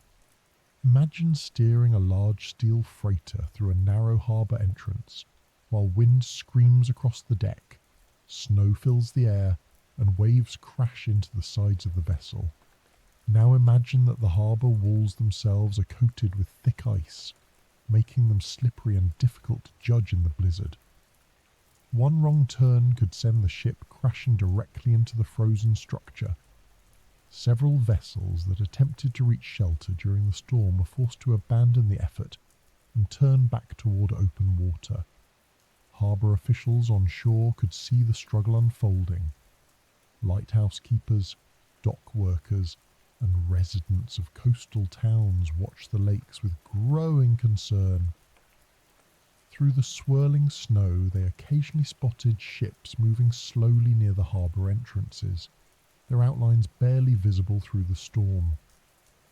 Sometimes the vessels turned away again, disappearing back into the white haze. The people on shore could do little to help. Rescue boats were useless in those conditions. The waves were far too large and the wind far too powerful. Even standing on the docks was dangerous as freezing spray coated every surface with ice. In several towns, harbour crews attempted to keep access points clear by breaking away ice with tools. They worked along the docks with hammers and poles, trying to prevent ice from sealing off the entrances completely. But the storm rebuilt the ice faster than it could be removed. Each new wave added another frozen layer. The result was a strange and unsettling sight. Harbours that normally bustled with ships and workers were slowly turning into frozen sculptures shaped by wind and water. Piers looked like jagged white ridges. Boats tied along the docks became encased in thick shells of ice that hung from their railings and masts. Even buildings near the water began collecting frozen spray. Windows facing the lake frosted over completely.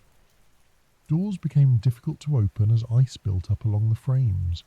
Trees near the shoreline bent under the growing weight of frozen water on their branches, and still the wind continued. What made the situation especially dangerous was that many ships had been counting on these harbours as safe destinations. Captains had plotted their routes expecting that they could reach shelter if conditions worsened. Now those safe places were disappearing. On Lake Huron, several freighters that attempted to reach ports along the Michigan shoreline encountered ice-covered harbour entrances and violent waves pushing directly inward from the lake. With visibility nearly zero, navigating through those narrow passages became nearly impossible. Some captains attempted to anchor offshore and wait for the storm to pass. But anchoring during hurricane-force winds on the Great Lakes carries serious risks. The force of the wind can drag the anchor across the lake bed, allowing the ship to drift uncontrollably toward shore. If the vessel drifts too close, the waves can push it directly onto rocks or sandbars. This process, known as grounding, has destroyed many ships over the centuries. During the White Hurricane, several vessels came dangerously close to that fate. Meanwhile, the freezing conditions continued building ice on every exposed surface. Ships fighting their way through the storm found that their decks were now coated with both frozen spray and drifting snow. Crew members worked constantly to break away ice before it grew too heavy, but the effort was exhausting.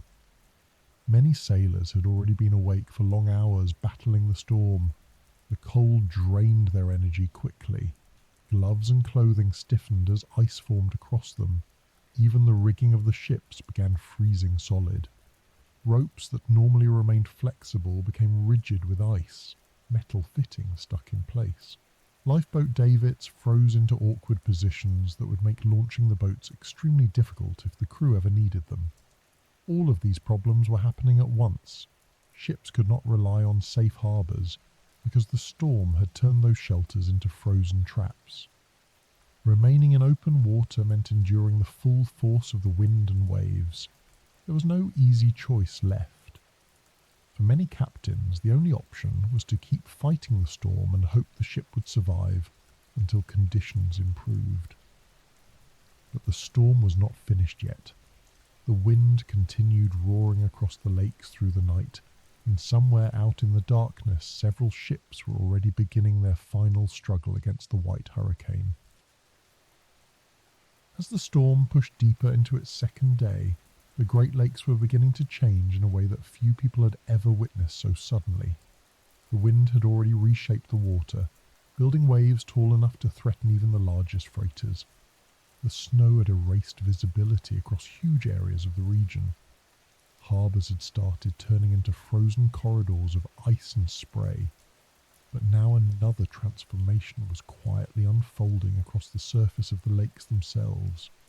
The water was beginning to freeze. Normally ice on the Great Lakes forms slowly. Temperatures fall gradually during late November and December. Thin sheets of ice appear first in protected bays and along sheltered shorelines. where the water remains calm. Over time, those thin layers grow thicker as more cold air moves across the region. It is a process that usually takes weeks. But the storm of November 1913 had created conditions that sped the process up dramatically. Cold Arctic air had poured south across the lakes with enormous force. At the same time, hurricane-strength winds were whipping the surface of the water into towering waves that broke continuously across the lake. Each crashing wave threw thousands of droplets of water high into the freezing air. Those droplets froze almost instantly. Instead of forming solid ice sheets across the entire lake, the freezing process appeared first in countless smaller forms. Spray, frozen in mid-air, landed as tiny crystals. Snow mixed with partially frozen droplets. Slush began forming across the tops of waves and along the edges of the water. The entire surface of the lake began filling with fragments of ice. For sailors trapped out on the water, the change was immediately noticeable. Earlier in the storm, the waves had been violent but fluid, rolling beneath the ships in powerful swells. Now those waves carried a strange texture as frozen fragments moved through the water. Slushy ice gathered along the edges of the deck and against the hull. The freezing spray became heavier. Every wave that struck the ship sent more water flying upward. The air temperature had dropped far enough that the spray froze the moment it touched metal surfaces. Layers of ice began growing across the ships faster than crews could remove them. Railings turned into thick frozen bars. Ropes stiffened into rigid lines that barely moved. Lifeboats hanging from their davits developed heavy shells of ice around their sides. Even the windows of the wheelhouse sometimes collected frozen spray that needed to be chipped away to maintain visibility. The process created a dangerous cycle. As ice accumulated on the upper parts of the ship, the vessel's centre of gravity slowly shifted upward. That made the ship less stable in the rolling waves. A vessel that might normally recover easily from a strong wave could begin leaning farther to one side before righting itself. If the ice continued building, the ship could eventually reach a point where it could no longer correct its balance. Crews worked constantly to prevent that from happening. Sailors climbed across the decks with axes and hammers, striking the frozen layers again and again to break them loose. Chunks of ice slid across the deck and were swept away by the wind or washed back into the lake by the next crashing wave. But the storm replaced the ice almost immediately. Within minutes, another wave would slam against the bow and coat everything with a new layer of freezing spray. Working in those conditions required enormous effort. The wind howled across the decks at hurricane speed, making it difficult to stand upright. Snow blasted through the air like a frozen cloud of dust. Each sailor had to focus carefully on every step to avoid slipping on the ice-covered surface.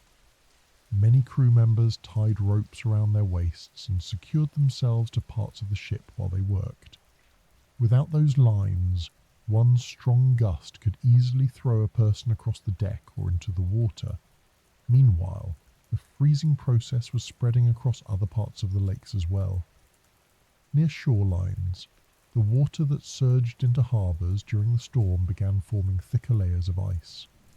Waves carried slushy ice into protected bays, where the motion of the water slowed enough for it to gather together. Large patches of floating ice began appearing. These patches moved slowly across the surface of the water, pushed by the wind and currents. When they collided with ships or harbour structures, they produced grinding sounds that echoed across the storm. Some sailors described hearing the ice scraping along the hull beneath their feet. The sound was unsettling because it meant the water was no longer entirely open. For ships trying to navigate during the storm, floating ice added another danger. Ice fragments could damage propellers, or clog water intake systems used to cool the engines.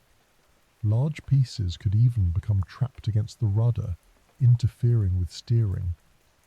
Captains had to remain constantly aware of these risks while still fighting the enormous waves. In several areas around the lakes, observers on land reported seeing strange mixtures of snow, ice and spray moving through the air together. Waves crashed against the shoreline, throwing water high into the wind where it froze before falling back to the ground as frozen pellets. The beaches and harbour walls collected thick layers of ice. Over time, those layers grew into heavy ridges that looked almost like frozen waterfalls hanging over the sides of docks and breakwaters. Buildings near the water developed long icicles that formed from repeated blasts of freezing spray. The landscape itself seemed to be turning into ice, but out on the lakes, the freezing water was still moving. The violent motion of the storm prevented large sheets of solid ice from forming across the open water. Instead, the surface filled with a mixture of slush, foam, and scattered fragments of ice that travelled with the waves. Each wave carried pieces of ice up and over the bows of ships. When those frozen fragments landed on deck, they added to the growing weight that crews struggled to remove. Some sailors reported that the decks felt as if they were gradually being buried beneath layers of frozen water. Even the masts and smokestacks of ships collected ice. The higher parts of the vessels were especially vulnerable because freezing spray rose high into the air when waves broke.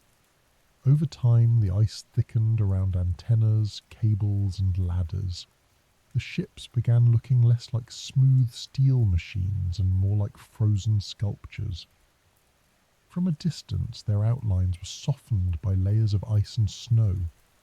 Inside the engine rooms, conditions remained slightly warmer, but the strain on the machinery continued increasing. Engines had to maintain steady power to keep the ship facing the waves. If the vessel slowed too much, the wind could push it sideways into the waves. Engineers monitored gauges carefully, making adjustments to maintain power while avoiding overheating or mechanical failure. Every part of the ship was under stress.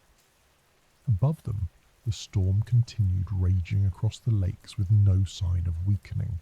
Meteorologists studying the event later would describe the conditions as a rare combination of extreme wind, intense snowfall, and rapid freezing temperatures. The lakes were feeding moisture into the storm while the cold Arctic air froze that moisture almost instantly. The result was a storm environment where water and ice existed side by side in constant motion. Ships battling the storm faced not only massive waves and violent winds, but also a growing layer of ice that threatened their stability. And as night approached once again over the Great Lakes, some of those ships were already reaching the limits of what they could endure. As the storm raged across the Great Lakes through the night of November 8th and into the early hours of the next day, the chaos on the water was matched by something equally dramatic on land. The blizzard that had begun earlier in the storm was now reaching its full strength. Snow continued falling across the region without pause, driven by hurricane-force winds that pushed it across the landscape in endless waves of white. For many towns and cities along the lakes, the transformation happened almost entirely during the night. People who had gone to bed hearing the wind outside their windows woke to a world that looked completely different. Streets that had been visible the evening before were now buried beneath deep drifts of snow. Cars, wagons, and rail lines had disappeared under thick layers of white.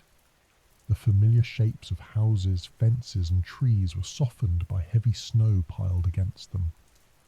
In some places, the drifts were taller than a person. The wind had sculpted the snow into uneven ridges across the streets, piling it higher in some places while leaving narrow gaps in others. Doorways were blocked by frozen walls of snow that had to be pushed aside before anyone could step outside. Even opening the front door of a house could require effort. Across cities like Cleveland, Buffalo, Detroit, and smaller towns scattered along the lake shores, residents stepped outside cautiously and immediately felt the full force of the storm. The wind had not weakened during the night. It continued to howl through the streets, driving fresh snow through the air in thick sheets. Walking outside was extremely difficult. People trying to move through the streets leaned forward against the wind to keep their balance. The snow flying through the air made it hard to see more than a few meters ahead. In some places, residents described feeling completely disoriented because the snow erased all familiar landmarks. Even the sky seemed to disappear. The blizzard conditions created what meteorologists call whiteout visibility. Snowflakes reflecting light in every direction filled the air so completely that the boundary between ground and sky vanished. Buildings appeared only as vague shapes until someone was standing directly in front of them. For people trying to travel through the city, this created real danger. More than a few residents became lost while attempting to walk only short distances from their homes. Familiar streets looked completely different under the deep drifts of snow. Wind erased footprints almost immediately, removing any sign of where someone had walked. Rail transportation across the region quickly began shutting down. Trains that normally carried passengers and cargo between cities could not move through the heavy snowdrifts covering the tracks. Railway workers attempted to clear the lines with shovels and equipment, but the wind continued piling snow back onto the rails faster than it could be removed. Several trains became stranded along their routes. Passengers inside those trains waited for hours while crews attempted to reopen the tracks. Some travellers remained trapped overnight while the storm continued raging outside the windows. Road travel was no easier. Horse-drawn wagons, which were still common in many areas at the time, struggled to move through the deep snow. Wheels became stuck in drifts that reached up to the axles. Horses had difficulty pulling heavy loads through the icy streets. Even the earliest automobiles of the era were useless in these conditions. Most vehicles simply could not operate in such deep snow. Engines stalled or wheels spun helplessly against the icy surface beneath the drifts. Communication across the region also began breaking down. Telegraph lines that connected cities throughout the Great Lakes region had already suffered damage from the storm's wind and ice. During the night, many of those lines snapped completely. Poles bent or collapsed under the weight of frozen spray and heavy snow. Without those telegraph connections, towns lost contact with one another. Weather stations that normally reported conditions to central forecasting offices suddenly went silent. Harbour officials attempting to gather information about ships on the lakes received no new messages. Families waiting for news about loved ones working aboard freighters found themselves cut off from any updates. Meanwhile, the snow continued falling. The storm's circulation pulled moisture from the lakes into the atmosphere, where it quickly froze into snow. As the cold Arctic air passed over the relatively warmer lake water, powerful currents lifted that moisture high into the clouds. The result was an intense snowfall that lasted hour after hour. In some locations around the lakes, snowfall totals climbed well beyond what residents normally expected in a single storm. Combined with the constant wind, the snow built deep drifts that blocked streets and piled against buildings. Entire neighbourhoods seemed buried beneath the storm. City crews attempted to clear important roads with shovels and early snowplows, but the effort was often futile. The wind simply pushed fresh snow back into the cleared spaces. Even emergency services struggled to respond to calls. Firefighters and police officers found themselves moving slowly through streets that had turned into frozen corridors between high snowbanks. Some stations had to rely on teams of men with shovels just to keep their own entrances clear. Hospitals faced similar challenges. Doctors and nurses working overnight shifts had difficulty reaching the buildings through the storm. In some cases, medical staff remained inside the hospital for extended hours because travelling home through the blizzard was impossible. Despite these challenges, many residents initially believed the storm was simply another severe winter event. People living around the Great Lakes were accustomed to heavy snowstorms. Winters in the region could produce impressive snowfall totals every year. While the wind and snow of the White Hurricane were certainly extreme, few people yet understood the full scale of the disaster unfolding beyond the shoreline. What they could see was the effect on their own cities. By morning, streets had disappeared beneath deep snowdrifts.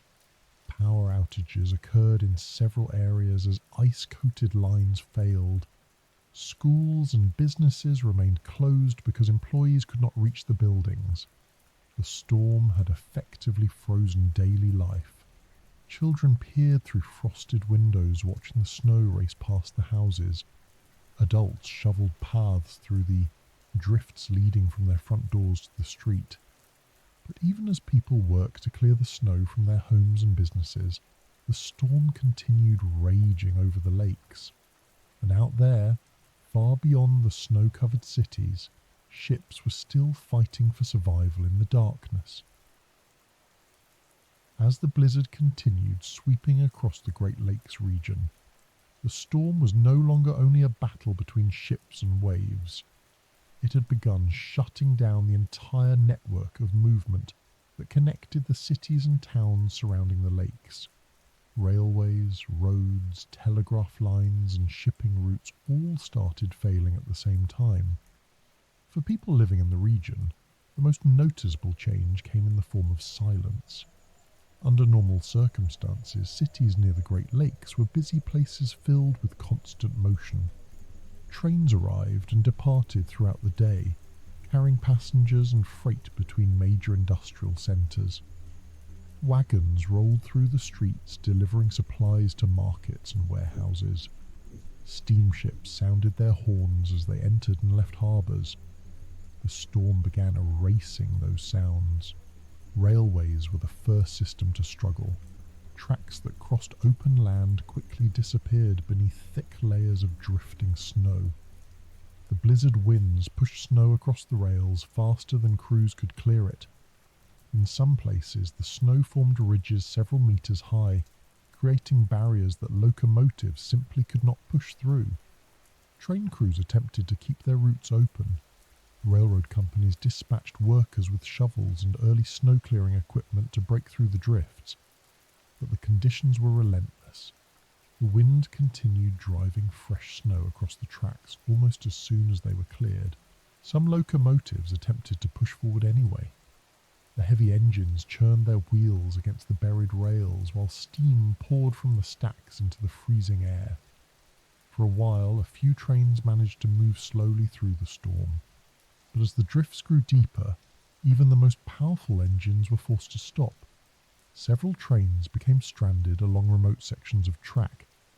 Passengers inside those cars watched the blizzard through frost-covered windows, while railroad crews worked outside in the wind, trying to clear the path ahead.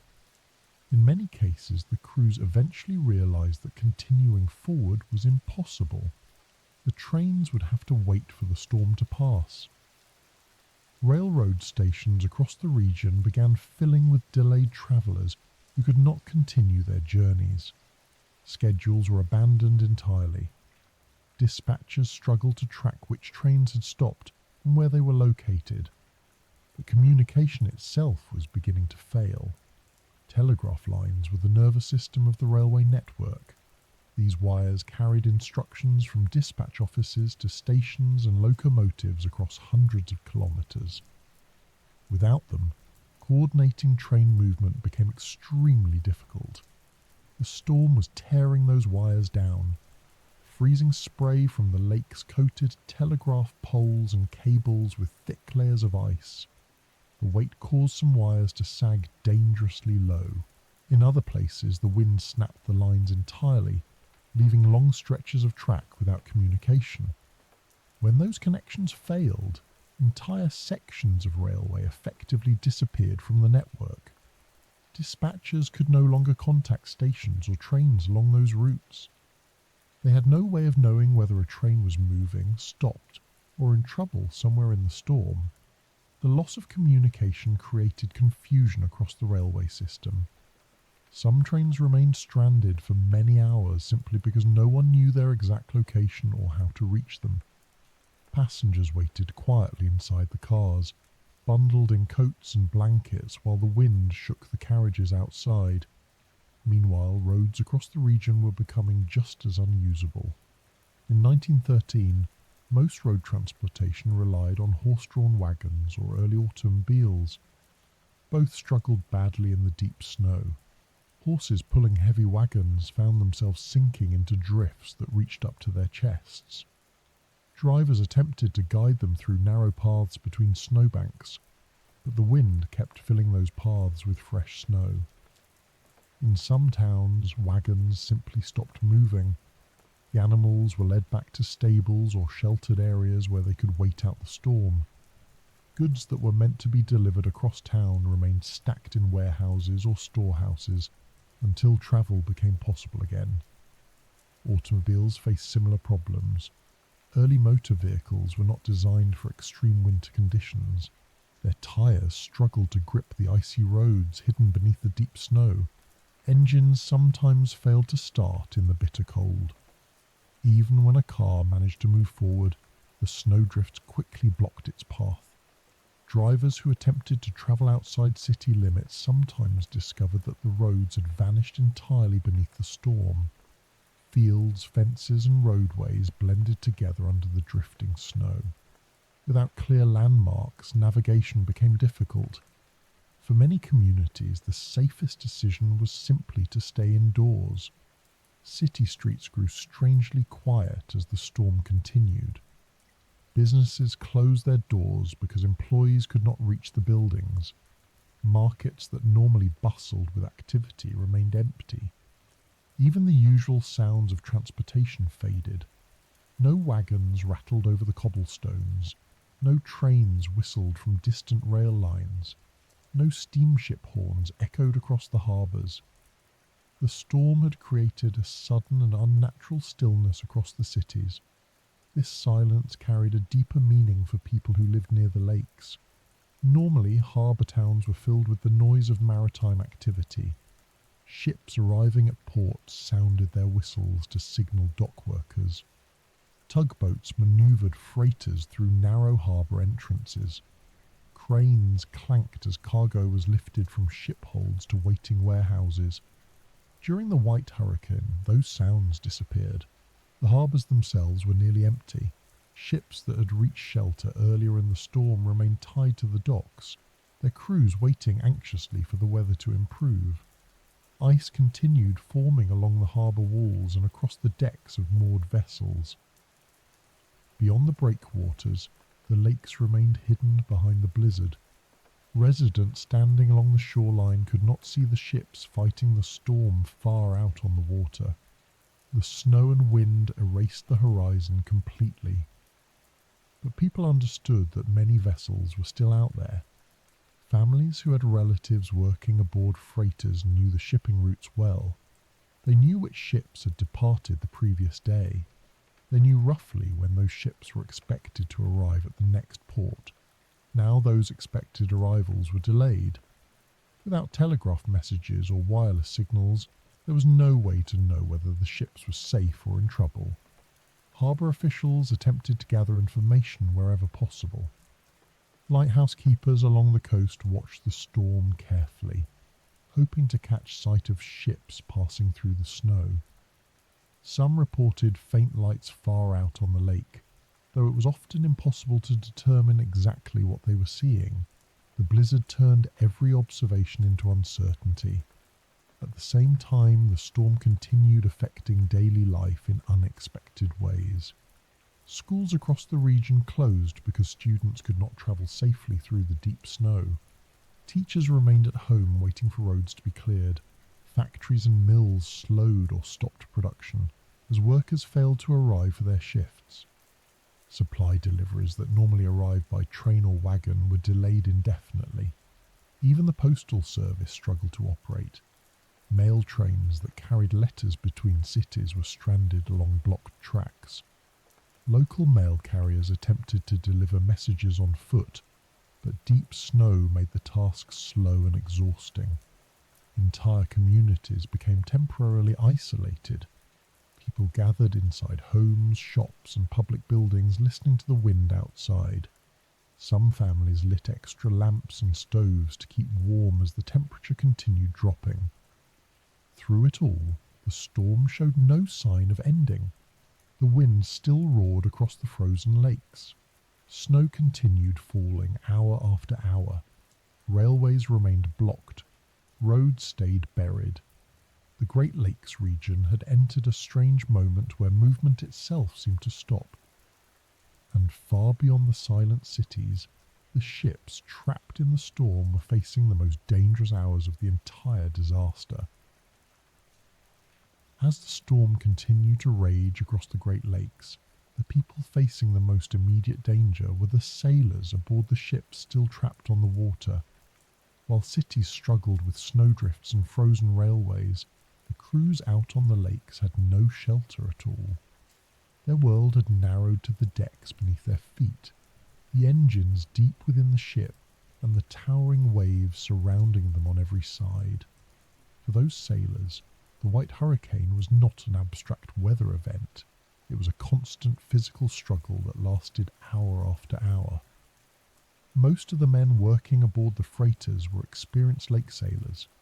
Many had spent years moving cargo across the Great Lakes during every season of the shipping year. They had seen storms before. November gales were a familiar part of their work, and the crews understood how quickly conditions on the lakes could change. But even the most experienced sailors knew that this storm was different. The wind alone was enough to make their work dangerous. It blew across the decks with such strength that standing upright required concentration. Sailors moving from one part of the ship to another often had to hold on to railings or ropes just to avoid being pushed sideways. In some cases, men tied safety lines around their waists while working. These ropes were fastened to secure parts of the ship, so that if a sailor slipped or lost his balance, the line might prevent him from being blown overboard. The freezing water of the lakes in November was deadly cold. Falling into the water during the storm would almost certainly mean death within minutes, so every movement had to be careful. Even walking across the deck became a slow and deliberate process. Ice coated nearly every surface.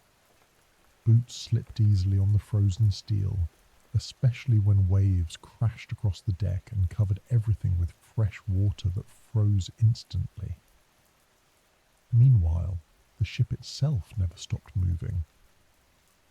The freighters climbed enormous waves and then plunged into deep troughs again and again. Each movement shifted the deck beneath the sailors' feet. A man working near the bow might suddenly find himself leaning sharply forward as the ship dropped into a trough, only to be thrown backward seconds later when the bow rose again. Crew members had to adjust their balance constantly. Despite the danger, their work never stopped. One of the most important tasks during the storm was removing ice from the ship. As freezing spray coated the vessel, thick layers of ice began forming along railings, ladders, cargo hatches and lifeboats. The weight of this ice could eventually make the ship unstable, so sailors armed themselves with axes, hammers and heavy metal bars. They struck the frozen surfaces again and again, breaking chunks of ice loose and pushing them overboard. The work was exhausting, especially in the freezing wind. Each swing of the tool required effort while the ship rocked violently beneath them. The ice fought back in its own way. As the storm continued, new layers formed almost immediately after the old ones were removed. A wave crashing over the bow would send another burst of spray across the deck, and within minutes that spray would freeze solid again. It was like trying to hold back the storm itself. Inside the ship, other crew members worked to keep the machinery running. Engineers monitored the engines carefully as they pushed against the violent waves. Maintaining steady power was critical. If the ship slowed too much, the wind could turn the vessel sideways to the waves. That situation was one every captain feared. When a ship turns broadside to large waves, the force of the water can roll the vessel sharply. Cargo may shift. Water may pour across the deck. In the worst cases, the ship may capsize or suffer structural damage. So the engines had to keep running. Engine rooms were hot compared to the freezing decks above, but the work there was no easier.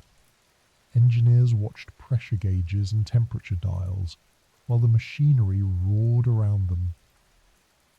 The constant movement of the ship made it difficult to stand still, even inside the metal corridors. Every vibration of the engine carried meaning. An unusual sound might signal damage. A drop in power might indicate that ice or debris had interfered with the propeller. Engineers remained alert for any sign that the machinery was failing. Above them, the captains fought a different battle. Inside the wheelhouse, visibility was almost non-existent. Snow and freezing spray covered the windows repeatedly. Crew members had to scrape away ice from the glass so the captain could see even a small portion of the water ahead. But most of the time, there was little to see. The horizon had disappeared behind the blizzard. The captain steered the ship using instruments, experience, and the feel of the vessel beneath his hands. The steering wheel required constant adjustment. Each gust of wind pushed against the ship differently. Each wave struck the hull with a slightly different force. The captain and helmsman worked together to keep the vessel pointed correctly into the storm. Even a small mistake could allow the ship to swing off course. If that happened, the crew might have only seconds to correct the heading before a large wave struck the vessel from the side. Communication aboard the ships also became difficult. The roar of the wind and crashing waves drowned out normal conversation. Crew members often had to shout to be heard even when standing only a few steps apart. Orders were sometimes repeated several times before everyone understood what needed to be done. Despite these challenges, many crews worked with remarkable coordination. Years of experience had taught them how to move efficiently during dangerous weather. Each sailor understood his role. Some focused on breaking ice, others secured cargo or equipment that might break loose during the storm. Every task contributed to the survival of the ship. Still, fear was impossible to ignore. Even the most seasoned sailors could feel the power of the storm pressing against the vessel. The wind never seemed to weaken. The waves continued growing larger. Ice accumulated faster than crews could remove it. Some sailors later recalled that the storm felt endless.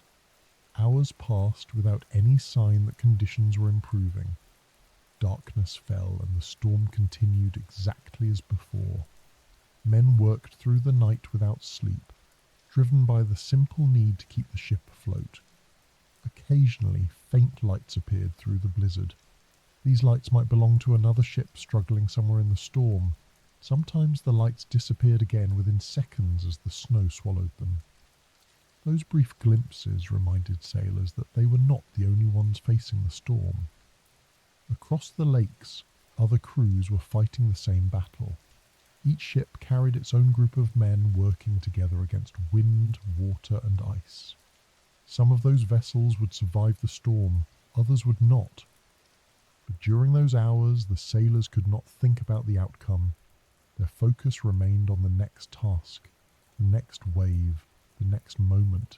And as the storm continued through the night, the white hurricane would soon begin claiming some of the ships that had ventured onto the lakes. As the storm continued into the night of November 8th and early November 9th, the situation on the Great Lakes began shifting from struggle to tragedy.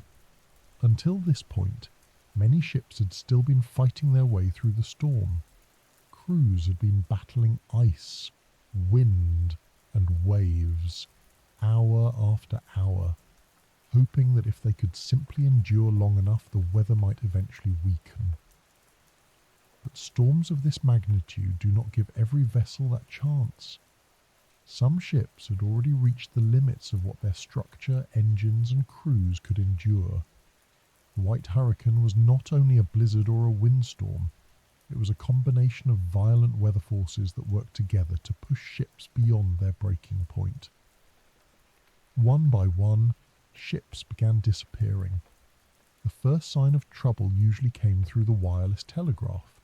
Several freighters had operators stationed near their radio equipment throughout the storm. These operators tapped out short updates to nearby ships or coastal stations whenever conditions allowed. Most messages were brief, sometimes only a few words describing heavy seas or strong winds. Then, suddenly, the messages stopped. At first, this silence did not seem unusual. The storm interfered with wireless communication constantly. Static from the atmosphere sometimes drowned out radio signals, and operators were often too busy dealing with immediate problems aboard the ship to send messages. But as the hours passed, concern began growing. Ships that had been reporting their position earlier in the storm simply vanished from communication. One of the most heavily affected areas was Lake Huron. The geography of this lake made it particularly dangerous during the White Hurricane. Strong winds blowing down the length of the lake had a long stretch of open water to build enormous waves. By the time the storm reached full strength, those waves had become massive. Some sailors later estimated wave heights reaching more than 10 meters. These waves did not arrive gently. They crashed across the surface of the lake with explosive force, smashing into ships already struggling with ice accumulation and blinding snow. A freighter facing those conditions might fight the storm for hours, but if the vessel suffered even a small failure, the situation could change instantly. A single, powerful wave might tear away lifeboats or deck equipment. Ice could build up faster than the crew could remove it, making the ship dangerously unstable. Cargo inside the hold might shift under the violent motion, affecting the balance of the vessel. Sometimes a ship simply vanished without warning. One moment it was somewhere on the lake, fighting the storm like every other vessel. The next moment it was gone, swallowed by waves and darkness. Rescue efforts during the storm were nearly impossible. Even if another ship suspected that a nearby vessel had sunk, reaching that location safely in the hurricane-force wind and blizzard conditions would have been extremely dangerous. Lifeboats launched into those waves had little chance of survival. Most captains focused entirely on keeping their own ships afloat. As the storm continued through the night, more vessels stopped responding to wireless calls. Captains and radio operators aboard surviving ships tried repeatedly to contact their missing companions. Messages were sent out across the storm asking for confirmation of positions, but the replies never came. Among the ships caught in the storm were several large freighters carrying heavy cargo across Lake Huron. These vessels had departed their ports with experienced crews and strong steel hulls designed for lake navigation. Yet the storm treated them all the same. Waves hammered their sides again and again. Ice built up across the decks and superstructures. Engines strained against the violent movement of the water. Some ships likely lost power during the worst moments of the storm.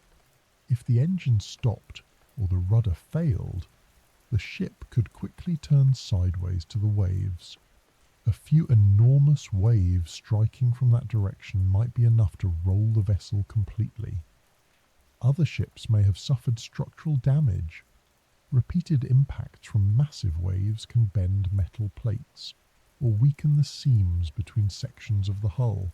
If water began pouring into the cargo holds, the vessel might slowly lose buoyancy until it finally sank beneath the surface, and all of this happened in darkness. Night had fallen again over the lakes while the storm remained at full strength. Snow filled the air. The horizon disappeared entirely. Even large ships could barely see the water directly ahead of them. For sailors aboard surviving vessels, The knowledge that other ships were disappearing nearby added a heavy tension to every moment. Some crews reported seeing faint distress lights far out on the lake during the night. These lights sometimes flickered briefly through the snow before vanishing again. It was impossible to know exactly what had happened. Perhaps the distant ship had simply turned away. Perhaps the light had been hidden by a wave, or perhaps the vessel had already begun sinking beneath the storm. The uncertainty made the night even more frightening. Meanwhile, onshore communities remained unaware of the full scale of the disaster. The storm had already cut many telegraph lines connecting cities around the Great Lakes. Without reliable communication, news about the ships trapped on the lakes travelled slowly. Harbour officials knew that many vessels were overdue. Ships that should have arrived hours earlier had not appeared. Lighthouse keepers scanning the stormy water saw no sign of them. Wireless stations listening for radio messages heard only static and the occasional signal from ships still battling the storm. Families in port cities began worrying. Many sailors working aboard the freighters came from the same coastal towns where the ships docked regularly. Their relatives followed the shipping schedules closely. When a ship was late, people noticed, but during the storm, no one could say for certain what had happened. It would take days before the full picture emerged. When the weather finally began calming, search vessels and shoreline observers started finding wreckage scattered across parts of the lakes. Pieces of wood, lifeboats, cargo debris, and sometimes entire sections of ships drifted toward shore. These discoveries revealed the truth. Several ships had been lost during the White Hurricane. Entire crews had vanished with their vessels, leaving behind only fragments of wreckage floating in the cold water. The Great Lakes had always carried risks for sailors, but the storm of November 1913 had shown just how quickly those risks could become overwhelming. And as the storm slowly began weakening, the scale of the disaster was only just beginning to unfold. As the storm tightened its grip on the Great Lakes during the long night of November 8th and the early hours of November 9th, communication across the region began collapsing piece by piece. The blizzard had already buried cities in snow, railways had fallen silent, and roads had become impassable. But perhaps the most unsettling silence was the one spreading across the wireless networks that ships relied on to communicate with the outside world. During the early 20th century, wireless telegraphy was still a relatively new technology. Ships on the Great Lakes were increasingly equipped with radio transmitters that allowed operators to send Morse code messages across long distances. These messages travelled through the air as radio waves and could be received by coastal stations or by other ships nearby. For sailors working on the lakes, this technology had become an important lifeline. In calm weather, operators exchanged routine reports about position, cargo, and arrival times. When storms developed, those same radios allowed ships to warn each other about dangerous conditions or request assistance if something went wrong. During the White Hurricane, these wireless messages became the only thread connecting the ships trapped in the storm to the people waiting on shore. But the storm itself was slowly tearing that thread apart. The atmosphere above the lakes was filled with electrical activity created by the violent collision of air masses. Static crackled across radio frequencies as the storm churned through the clouds. The interference made it difficult for operators to hear incoming signals clearly. Even when a message was transmitted successfully, the receiving station might struggle to interpret the faint pulses of Morse code through the noise. At the same time, the physical conditions aboard the ships made communication harder with every passing hour. Wireless operators often worked in small radio rooms near the upper sections of the vessel. These spaces were not immune to the storm. Freezing spray coated the exterior walls. Ice formed around windows and door frames. The constant pounding of waves shook the entire structure. Operators had to remain focused despite the chaos around them. They leaned over their equipment, listening carefully through headphones for the faint signals of other ships calling through the storm. Each dot and dash of Morse code had to be recognized quickly before the static swallowed it. Some operators managed to send short updates. A few ships reported their positions early in the storm, describing heavy seas and violent winds. Others sent messages warning nearby vessels about the growing blizzard conditions on the lakes. But as the storm intensified, the number of messages began to decrease. One reason was simple exhaustion. Crew members throughout the ships were working constantly to keep their vessels afloat. Ice had to be broken from the decks. Cargo had to be secured. Engines required careful monitoring to maintain power against the waves. The wireless operator was often one of the few crew members not directly involved in those physical tasks. But even he faced challenges that made communication difficult. The ship's violent motion caused equipment to slide across tables or vibrate unpredictably.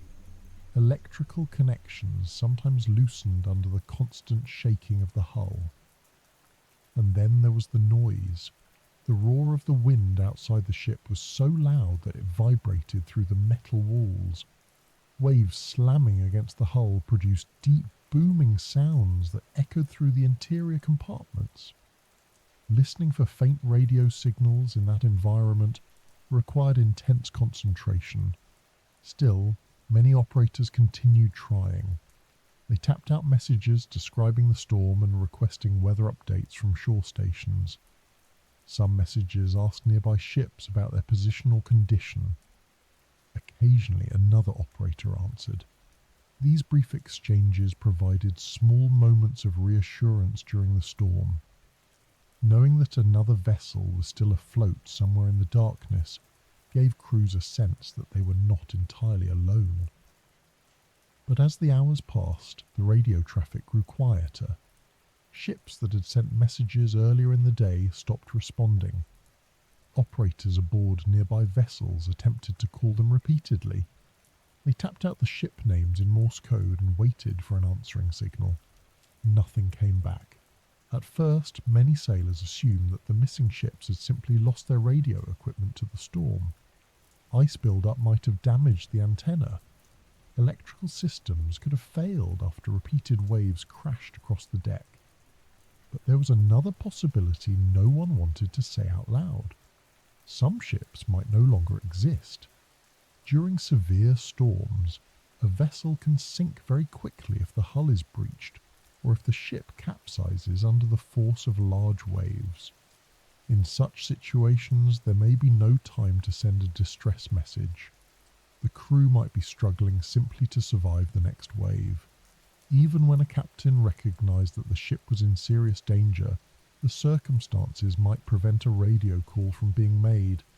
The wireless operator could be injured, the equipment might be damaged, power might have failed entirely. In those moments, the storm erased the ship without leaving a trace of communication behind. For coastal wireless stations, the silence was deeply unsettling. Operators on shore continued listening for signals from ships across the lakes. Their equipment picked up occasional transmissions from vessels still battling the storm. But the list of ships that failed to report grew longer with every hour. Some shore stations attempted to broadcast general warnings across the radio frequencies, urging ships to seek shelter if possible. The messages travelled outward across the storm, but it was impossible to know which vessels were still able to receive them. Meanwhile, families waiting in port cities had no way of knowing what was happening. Many sailors working aboard Great Lakes freighters came from the same communities where the ships regularly docked. When a vessel was overdue, people noticed quickly. During ordinary delays, a ship might arrive several hours late because of rough weather or mechanical trouble. But during the White Hurricane, entire days began passing without word from some vessels. Relatives gathered at docks or near harbour offices hoping for news. Harbour officials could offer little information. Telegraph lines connecting many cities had been damaged by the storm, limiting the flow of reports between different ports. The wireless stations remained the only possible source of information, but the radios brought mostly silence. In a few rare cases, fragments of messages were received that seemed incomplete or garbled by static. Operators tried to piece together the meaning, writing down the dots and dashes they could hear through the noise. Sometimes the fragments suggested that a ship was in serious trouble, but without the full message, no one could be certain. As the storm continued through the night, those partial signals and unanswered calls became haunting reminders of the ship still out on the lakes. Each silent radio frequency represented a vessel somewhere in the darkness, struggling against wind, waves, ice, and snow. And for some of those ships, the final messages they attempted to send would never reach the shore. As the storm slowly began to weaken during November 9th, the violence that had dominated the Great Lakes for nearly 2 full days finally started losing its strength. The wind, which had roared across the water with hurricane force, gradually began to drop.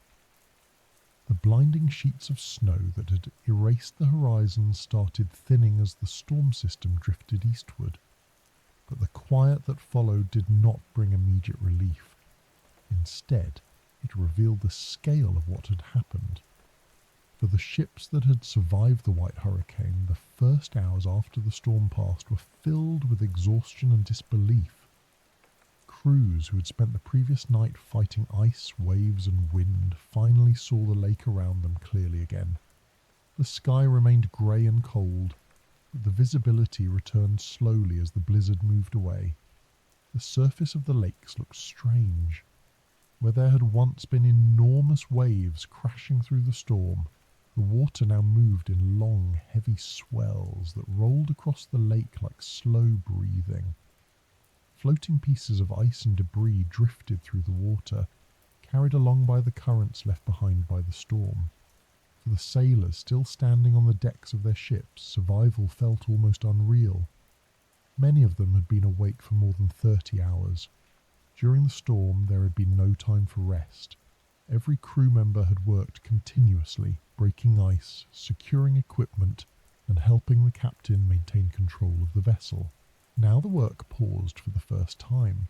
Some sailors simply sat down wherever they were standing. Others leaned against railings or machinery, too tired to move immediately. The silence after the storm felt unusual because the constant roar of wind and crashing waves had filled every moment for so long. Only the low rumble of the ship's engines and the slow movement of water remained. The decks of surviving ships looked dramatically different from how they had appeared before the storm. Thick layers of ice still clung to railings, lifeboats, ladders, and cables. In some places, the frozen spray had formed shapes several inches thick. The ship itself looked as though it had been carved from ice rather than built from steel. Crew members began inspecting the damage. Many vessels had lost equipment during the storm. Lifeboats had been torn away by massive waves. Cargo hatches had been bent or damaged by the force of the water. Antennas and radio equipment were often twisted or coated with ice. In some cases, the ships had also suffered structural damage. Repeated impacts from the enormous waves had strained the hull plates. Rivets along the seams of the vessel had loosened slightly. Pumps were used to remove water that had entered cargo holds or lower compartments during the storm. But despite the damage, these ships were still afloat. For their crews, that fact alone felt remarkable. Captains quickly began attempting to re-establish communication with other vessels and shore stations. Wireless operators returned to their equipment and started sending messages across the calmer air. The first reports were simple. Ships announced that they had survived the storm and were continuing toward their destinations. They described heavy damage, dangerous ice accumulation, and extreme waves. Then the questions began. Operators called for the ships that had disappeared during the storm. They tapped out the names again and again, hoping for a response. Most of those calls received no reply. The surviving sailors gradually realized that many of their companions on the lakes had not been as fortunate. Still, the storm had not claimed every ship. Several vessels had managed to ride out the storm through careful navigation and relentless work by their crews.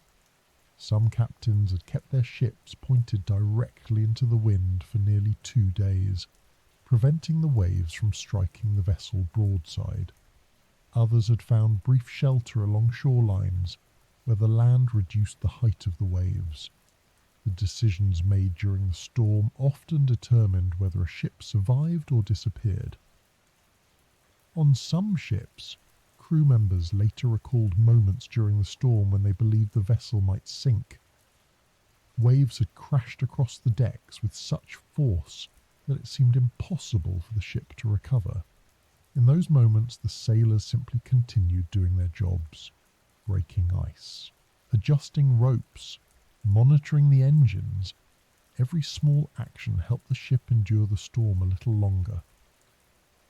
When the wind finally weakened and the sky began clearing, those crews realized they had succeeded in surviving one of the most violent storms the lakes had ever produced. But survival came with its own emotional weight.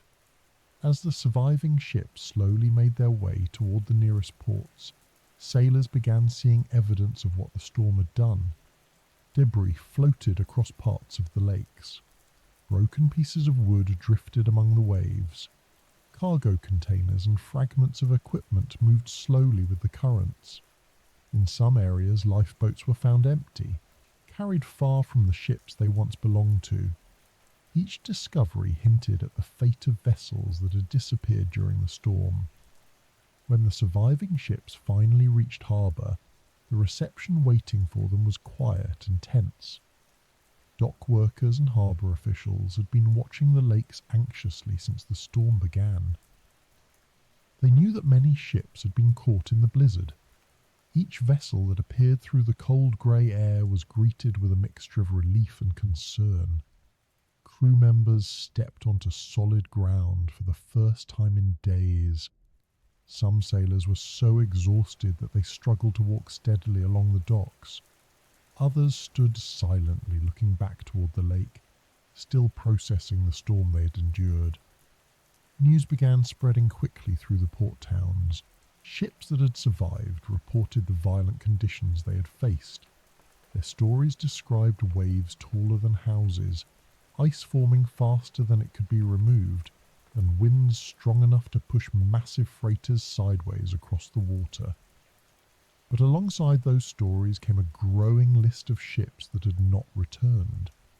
Harbour officials began compiling records of which vessels had arrived safely and which were still missing.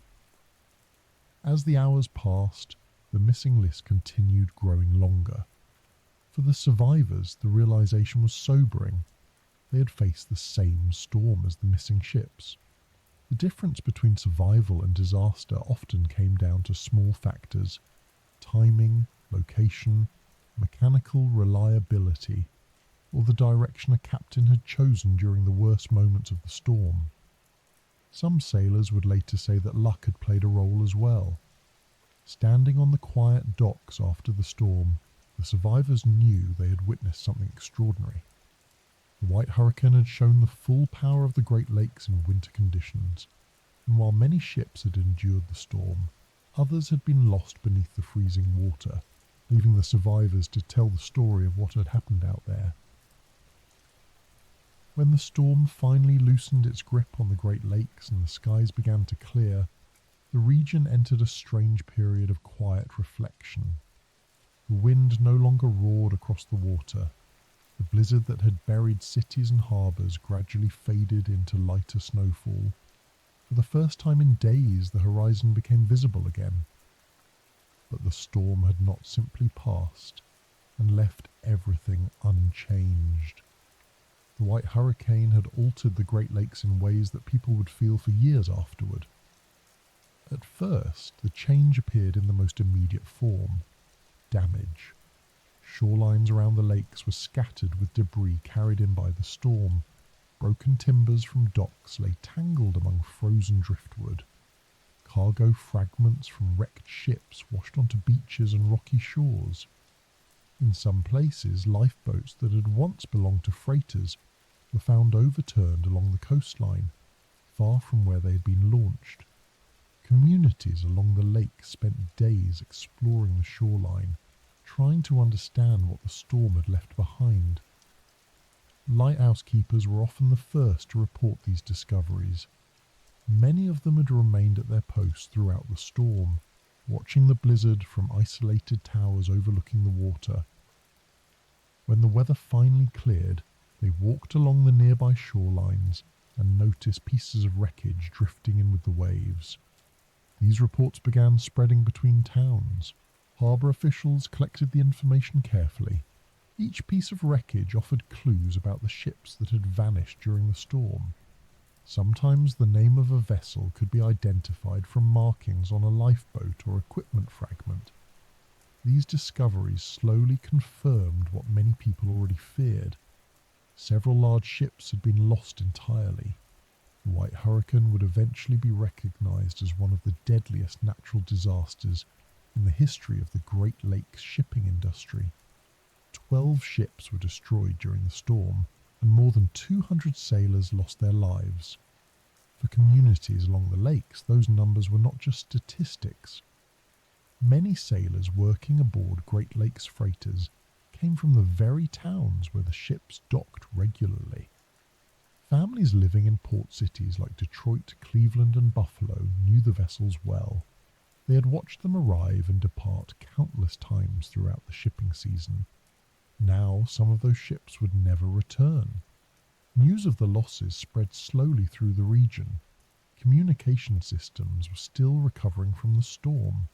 Telegraph lines had to be repaired before reliable information could travel between cities again.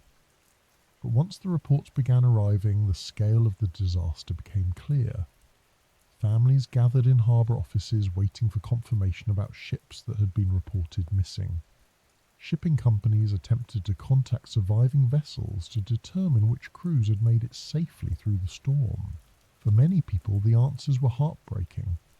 The storm had claimed entire crews in some cases, leaving no survivors to describe exactly what had happened during the final moments of those ships. Despite the tragedy, the surviving sailors carried important knowledge with them. When they reached port, investigators and shipping officials spoke with the captains and crew members who had endured the storm.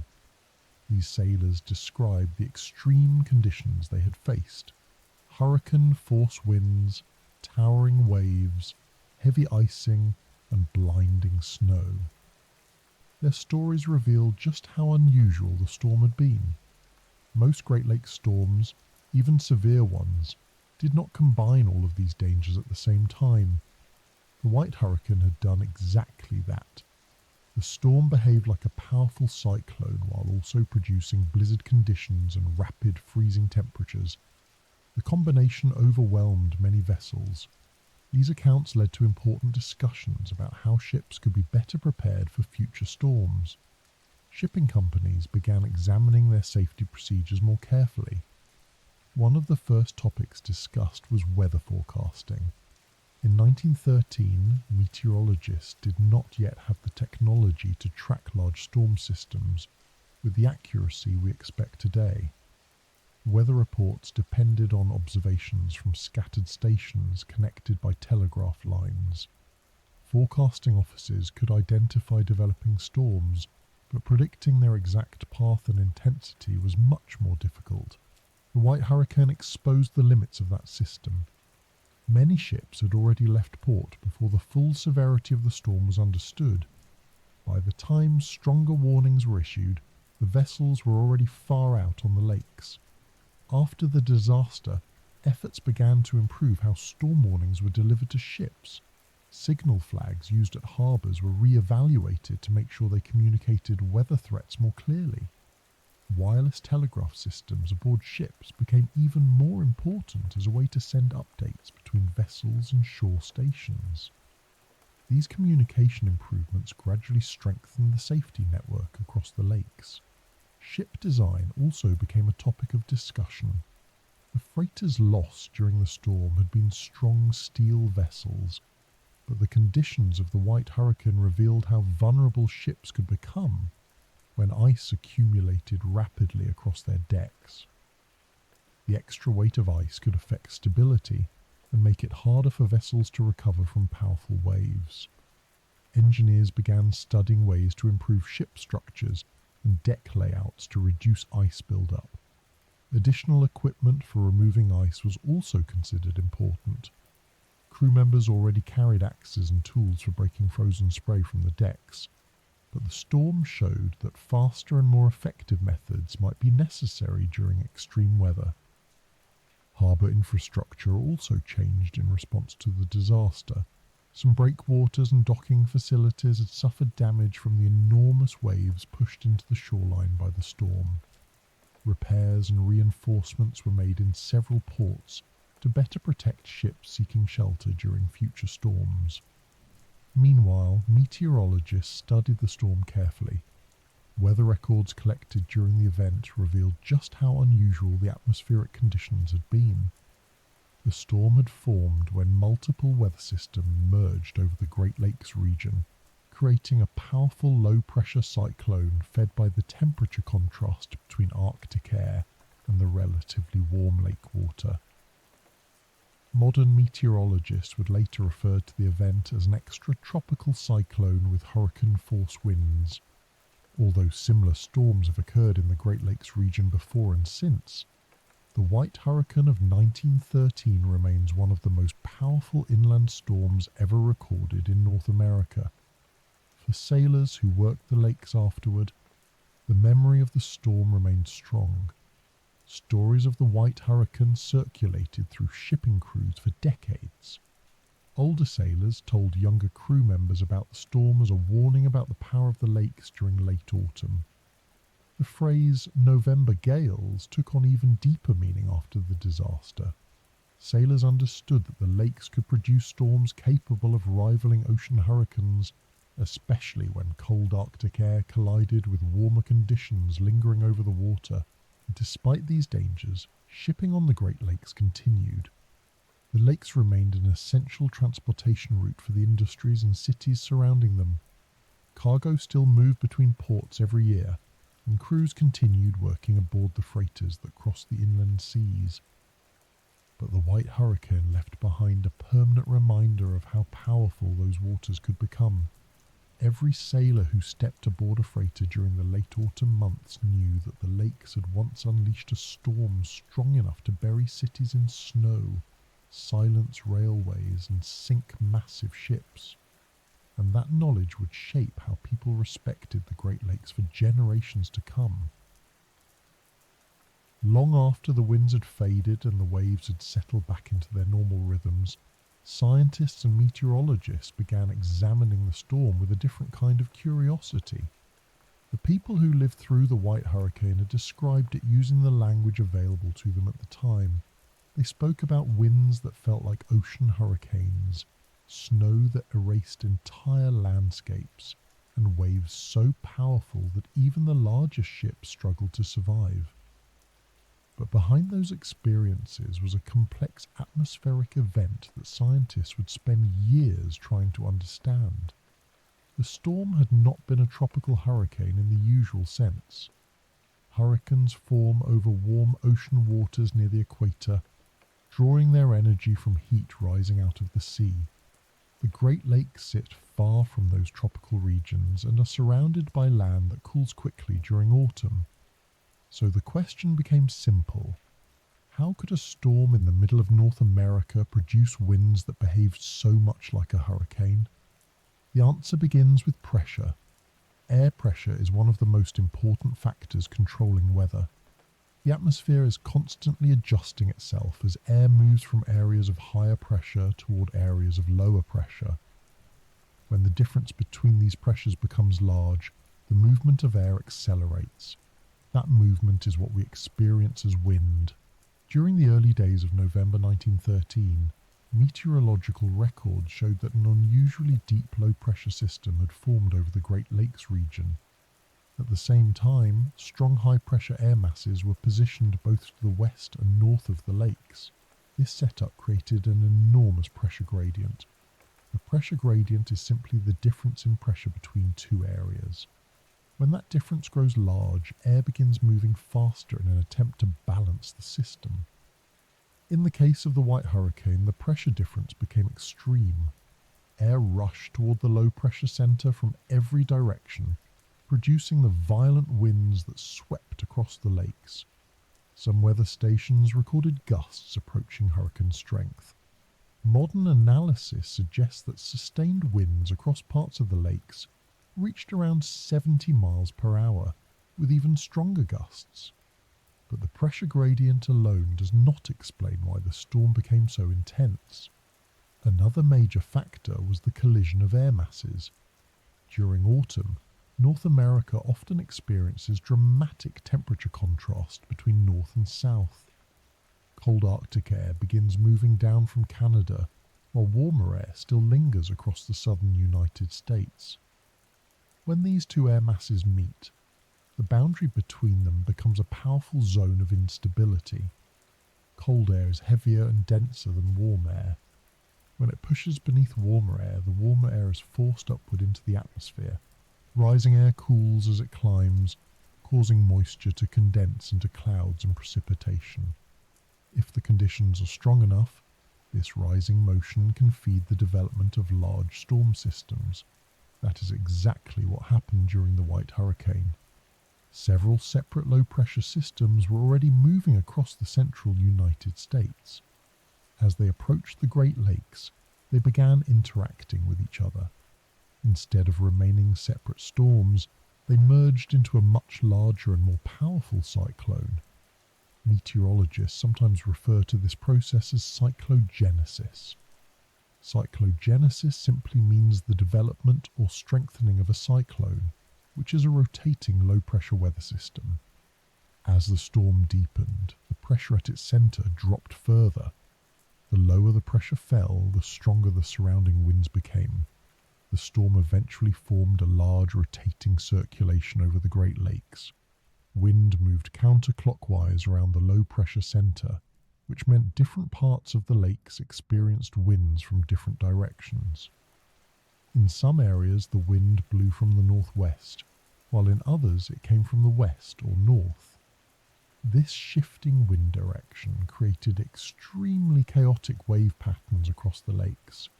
Normally, waves travel in relatively consistent directions depending on the wind, but when winds change direction during a storm, waves moving from different directions can collide with each other. The result is confused seas. Instead of long-rolling swells, the water becomes chaotic and unpredictable. Waves can rise steeply and break violently when they intersect with other waves moving at different angles. For ships navigating the lakes during the White Hurricane, these confused seas made steering far more dangerous. Another key factor in the storm was the temperature of the lakes themselves. Even though November is considered late autumn, the waters of the Great Lakes still hold warmth from the summer months. Water absorbs heat slowly and releases it slowly, meaning the lakes remain relatively warmer than the surrounding land as winter approaches. When cold Arctic air swept across the lakes during the storm, the temperature difference between the water and the air created powerful upward currents. Warm moisture rose from the surface of the lakes into the colder atmosphere above. This process fed energy into the storm system. Meteorologists today recognize this interaction as one of the drivers behind lake effect weather. When cold air moves over warmer lake water, it gathers moisture and heat. As that air moves inland, the moisture condenses and falls as heavy snow. During the White Hurricane, this process helped generate the intense snowfall that accompanied the storm. The combination of strong winds and heavy snow produced blizzard conditions across much of the Great Lakes region. Visibility dropped to near zero in many areas, making navigation extremely difficult for ships and dangerous for people traveling on land. the freezing temperatures introduced another layer of danger. When waves crashed across ships during the storm, water sprayed high into the air. Because the air temperature was well below freezing, that spray froze immediately upon landing on the vessel. This process is called freezing spray.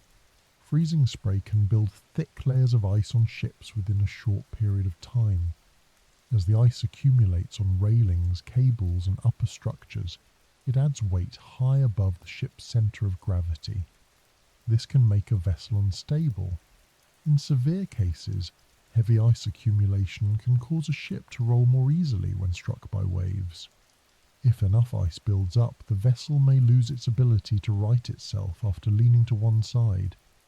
Many of the ships caught in the White Hurricane experienced this exact problem.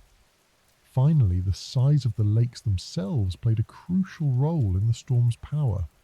Unlike smaller inland lakes, the Great Lakes offer enormous open surfaces where wind can travel uninterrupted for hundreds of kilometers. This distance, known as fetch, allows the wind to transfer energy into the water continuously. The longer the fetch, the larger the waves can grow. During the storm, the wind blew across some of the longest possible stretches of open water on the lakes. That allowed waves to build to extraordinary heights. When those waves struck ships already struggling with freezing spray and hurricane-force winds, the situation became extremely dangerous. Taken together, all of these factors created the perfect conditions for one of the most powerful storms ever recorded on the Great Lakes. A deep low-pressure system, a strong pressure gradient, colliding air masses, warm lake water feeding the atmosphere, freezing temperatures producing heavy ice, and enormous stretches of open water where the wind could build towering waves. Each element strengthened the others. The result was the White Hurricane, a storm that behaved like a powerful ocean cyclone even though it formed far from the sea. Understanding these scientific processes has helped meteorologists recognize similar storm patterns in later years. Modern forecasting technology allows scientists to detect developing systems earlier and warn ships and communities about the potential dangers. But the storm of 1913 occurred at a time when those tools did not yet exist, and because of that, the people who faced the White Hurricane experienced its full force without the benefit of modern prediction.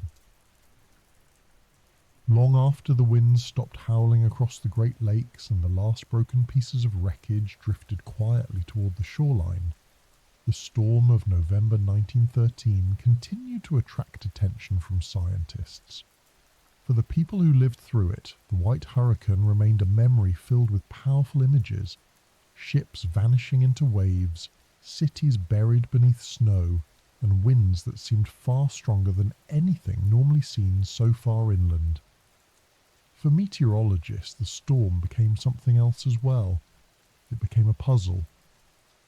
Weather scientists studying the event quickly realized that the storm did not behave like a typical system that moved through the Great Lakes during autumn. Storms in that region often bring strong winds and snowfall, especially during November when cold Arctic air begins interacting with warmer air lingering over the continent. But the White Hurricane had combined several extreme features at the same time. It was unusually powerful, it lasted longer than most storms, and it produced a combination of hurricane-force winds, blizzard conditions, and freezing spray that made it especially dangerous for ships. These unusual characteristics made the storm an important case study for meteorologists trying to understand how extreme weather can develop in the middle of a continent. One of the first reasons the storm continues to fascinate scientists is its rapid intensification. When meteorologists examine historical weather records from early November 1913, they see that the low-pressure system responsible for the storm deepened very quickly. In meteorological terms, this means the pressure at the centre of the storm dropped faster than normal. Rapid drops in pressure are often associated with strong storms. As pressure decreases in the centre of a system, the surrounding air rushes inward more quickly. That movement strengthens the winds circling the storm. In the case of the White Hurricane, the pressure gradient became extremely strong, which explains why the winds across the lakes reached such unusual speeds. But the pressure drop alone was not enough to create the full storm. Meteorologists studying the event noticed that the atmosphere over North America during those days contained an unusual arrangement of air masses. Cold Arctic air was moving southward at the same time that relatively warmer air was drifting north from the southern United States. This clash created a large zone of atmospheric instability. In meteorology, instability means that the air is prone to rising motion. Warm air rises more easily than cold air, and when it's forced upward by an advancing cold air mass, it can create powerful storm systems. The Great Lakes region often sits directly in the path of these clashes between cold and warm air. But in early November 1913, several separate storm systems were already travelling through the region. Instead of remaining isolated, they merged together as they approached the lakes. This merging process created a much larger and stronger storm. Meteorologists sometimes describe this kind of event as a storm merger or phasing, where multiple low-pressure systems combine into a single powerful cyclone. When this happens, the resulting storm can grow much stronger than the individual systems would have been on their own. That appears to be exactly what happened during the White Hurricane. Another feature that fascinates meteorologists is the storm structure. Although it was not a tropical hurricane, the storm behaved in some ways like one. The wind speeds were comparable to those seen in ocean hurricanes, and the circulation pattern of the storm produced long periods of sustained wind across the lakes. However, the storm also produced intense snowfall and freezing temperatures, which are not typical of tropical hurricanes. This unusual combination places the White Hurricane into a category that meteorologists now call an extratropical cyclone. Extratropical cyclones are large storm systems that form outside the tropics. They're powered not by warm ocean water, but by temperature contrast between different air masses. These storms can sometimes become extremely powerful, especially when the temperature differences are large, and when strong upper-level winds in the atmosphere help intensify the system. In the case of the White Hurricane, scientists believe that strong winds high in the atmosphere played an important role. These upper-level winds helped remove air from the top of the storm system, allowing more air to rise from below. This process deepened the low-pressure centre and strengthened the overall circulation of the storm. Modern meteorology uses satellites and advanced computer models to observe these processes in detail. But in 1913, none of those tools existed. Meteorologists at the time had only surface weather observations collected from stations scattered across the continent. These observations were transmitted by telegraph and plotted by hand onto weather maps. This meant that forecasters could see that a storm was developing, but they could not observe its full structure or track its intensification in real time. Because of this limitation, the White Hurricane arrived with far less warning than a similar storm would today. For modern meteorologists, this historical gap makes the storm even more interesting. Scientists now reconstruct the storm using archived weather records, ship logs, and atmospheric data from the time. By feeding those observations into modern computer models, they can simulate how the storm likely developed and evolved over the lakes. These reconstructions help scientists understand how similar storms might form in the future. The Great Lakes region remains vulnerable to powerful autumn storms even today. The same ingredients that created the White Hurricane still exist: large bodies of relatively warm water, cold Arctic air masses moving southward, and strong atmospheric circulation patterns. While modern forecasting systems provide far better warnings, the fundamental meteorological processes have not changed. Another reason the storm fascinates scientists is its impact on lake effect weather. The intense snowfall produced during the storm demonstrated how strongly the lakes can influence regional weather. When cold air moves across the relatively warm lake surfaces, moisture rises rapidly into the atmosphere. This moisture then falls as snow when the air cools again over land. Lake effect snowstorms remain a major feature of winter weather around the Great Lakes today. Cities such as Buffalo, Cleveland, and parts of Michigan regularly experience heavy snowfall because of this process. The White Hurricane showed how extreme lake effect conditions can become when combined with a large storm system. Finally, the storm continues to interest meteorologists because of its role in improving weather forecasting. Disasters often push scientists to improve their understanding of natural events. After the White Hurricane, greater attention was given to tracking storm development across the continent. Over the following decades, meteorological technology advanced significantly. Weather balloons began providing information about the upper atmosphere. Radar systems allowed scientists to observe precipitation patterns in real time. Eventually, weather satellites offered a global view of storm systems moving across the planet. Today, meteorologists can track developing storms days in advance and warn communities about potential dangers.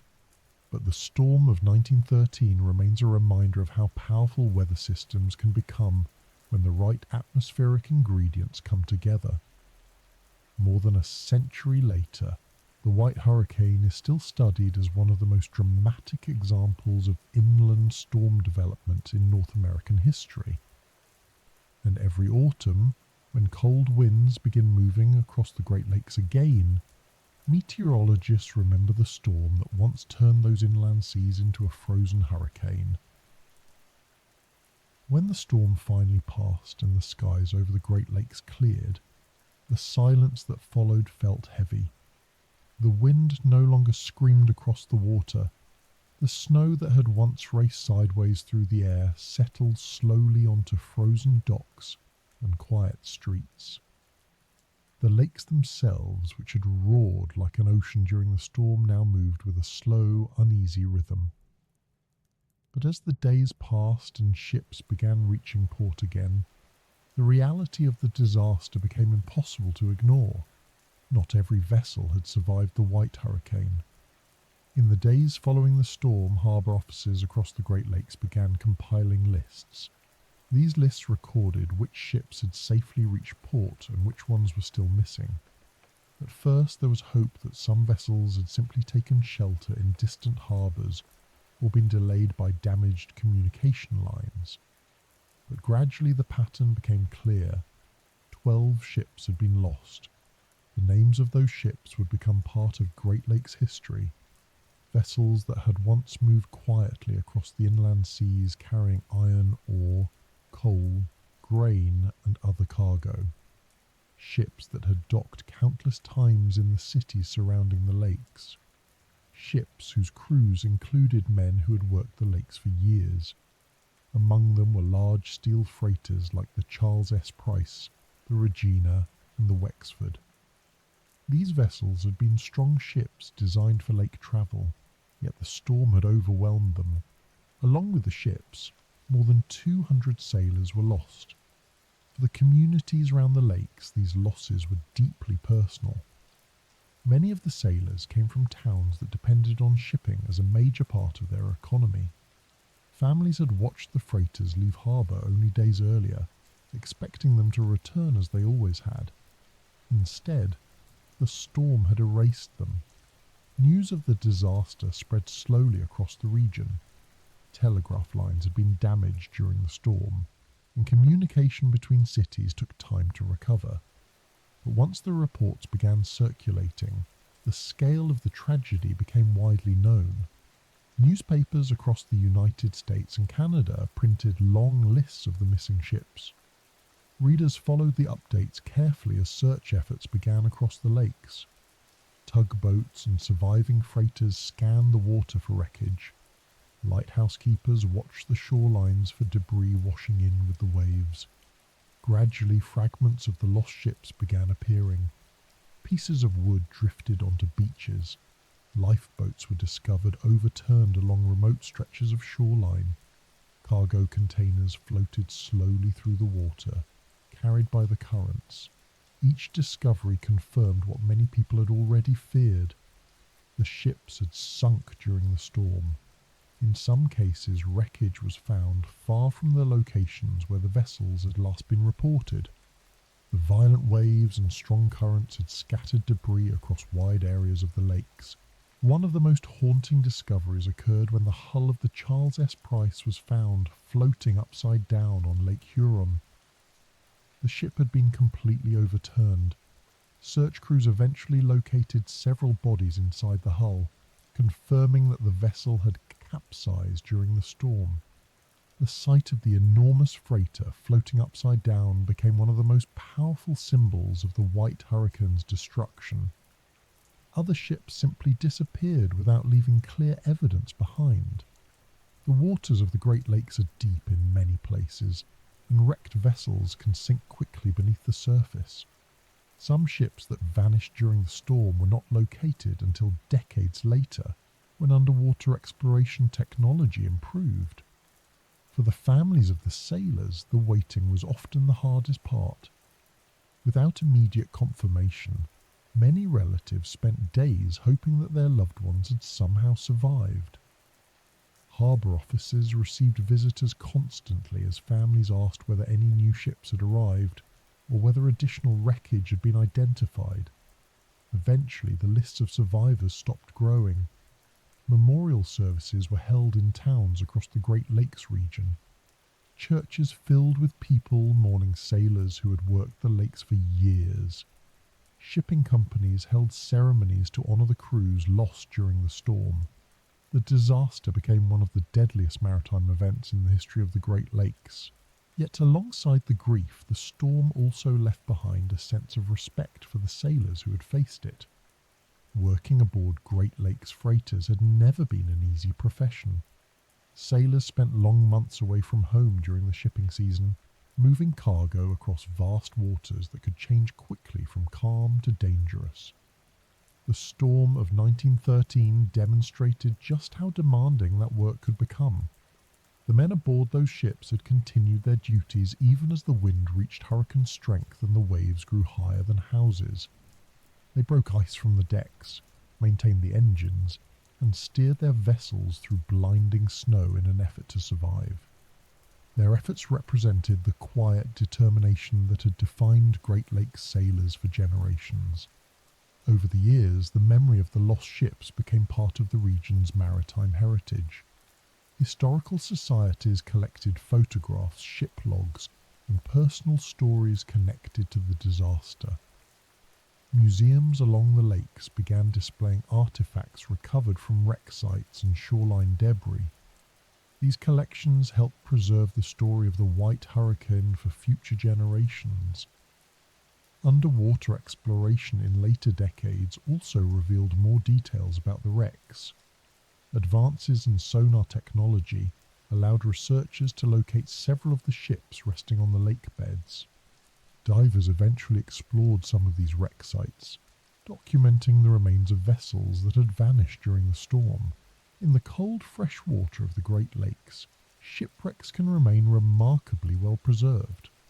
Steel hulls that sank during the White Hurricane still rest on the lake floor more than a century later. In some cases, equipment and cargo remain in place exactly as they were when the ships disappeared beneath the waves. These underwater sites serve as quiet memorials to the sailors who lost their lives. Today, the White Hurricane remains one of the most significant events in Great Lakes maritime history. Each year, historians and maritime organizations remember the disaster through articles, documentaries, and commemorations. The story continues to be shared not only because of the storm's power, but because of the people who faced it. Every ship that sailed the lakes during that storm carried a crew of men working together in difficult conditions. Their work supported the industries and communities that grew around the Great Lakes. Remembering the storm also means remembering those sailors. Their names remain recorded in maritime archives and memorials across the region, and their story remains a reminder of the risks faced by the people who navigated the vast inland seas of North America long before modern forecasting and communication made such journeys safer. When the storm finally moved away from the Great Lakes and the skies began to open again, the region entered a strange kind of calm. The wind that had screamed across the water for days slowly faded into a quiet breeze. The snow stopped racing sideways through the air and instead settled gently over the frozen landscape. For the first time since the storm began, the lakes looked still. The enormous waves that had towered across the water during the White Hurricane gradually flattened into long rolling swells. These swells moved slowly across the lake surface, like the last breath of a storm that had already spent its strength. But the quiet that followed was not the same calm that had existed before the storm. Something had changed. Along the shorelines, the signs of the storm were everywhere. Harbours that had once been filled with activity were now coated with thick layers of ice. Dock posts looked like frozen pillars, their shapes altered by the spray that had hardened around them. Boats tied along the piers appeared trapped in shells of ice that had formed over their railings and decks. The landscape itself looked reshaped. Trees near the water leaned under the weight of frozen spray that clung to every branch. Fences and street signs carried thick coatings of ice and snow. Streets in the cities surrounding the lakes were still buried beneath deep drifts that crews were slowly working to clear. But the most powerful changes were out on the water. The Great Lakes had always been busy highways for ships moving between cities and ports. Freighters carried iron ore from the mines of Minnesota and Michigan to steel mills farther south. Grain moved eastward toward markets and ports along the Atlantic. Coal, machinery and other cargo travelled constantly across the inland seas. Now, after the storm, that movement had paused. Ships that had survived the White Hurricane reached port slowly in the days that followed. Many arrived coated in ice, their decks damaged by the storm. Crews looked exhausted after fighting the wind and waves for nearly 2 days without rest. Harbour workers helped guide the battered vessels into dock. When the ships tied up, sailors stepped onto land with the careful movements of men who had spent too long balancing on a moving deck. For many of them, the quiet of the harbour felt almost unfamiliar after the constant roar of the storm. They looked back toward the lake, knowing that not every ship had made the journey. The water itself gave few signs of the disaster beneath its surface. From the shore, the lakes looked calm again. A person standing along the beach might see only gentle waves sliding onto the sand. The horizon stretched quietly across the distance, just as it had before the storm began. Yet somewhere beneath that calm surface rested the wrecks of ships lost during the White Hurricane. The Great Lakes are deep in many places, and their cold fresh water preserves shipwrecks remarkably well. When a vessel sinks beneath the surface, it often remains there for decades, sometimes centuries, slowly becoming part of the underwater landscape. The ships lost during the storm settled quietly on the lake beds. Above them, the water continued moving as it always had. Waves rolled across the surface, ice formed and melted with the passing seasons. New ships travelled the same routes that the lost vessels had once followed. But the memory of the storm remained. In the towns and cities around the lakes, people spoke about the White Hurricane for years afterward. Sailors who had survived the storm told their stories to younger crew members boarding ships for the first time. Harbour workers remembered the days when the wind had roared across the water with hurricane force.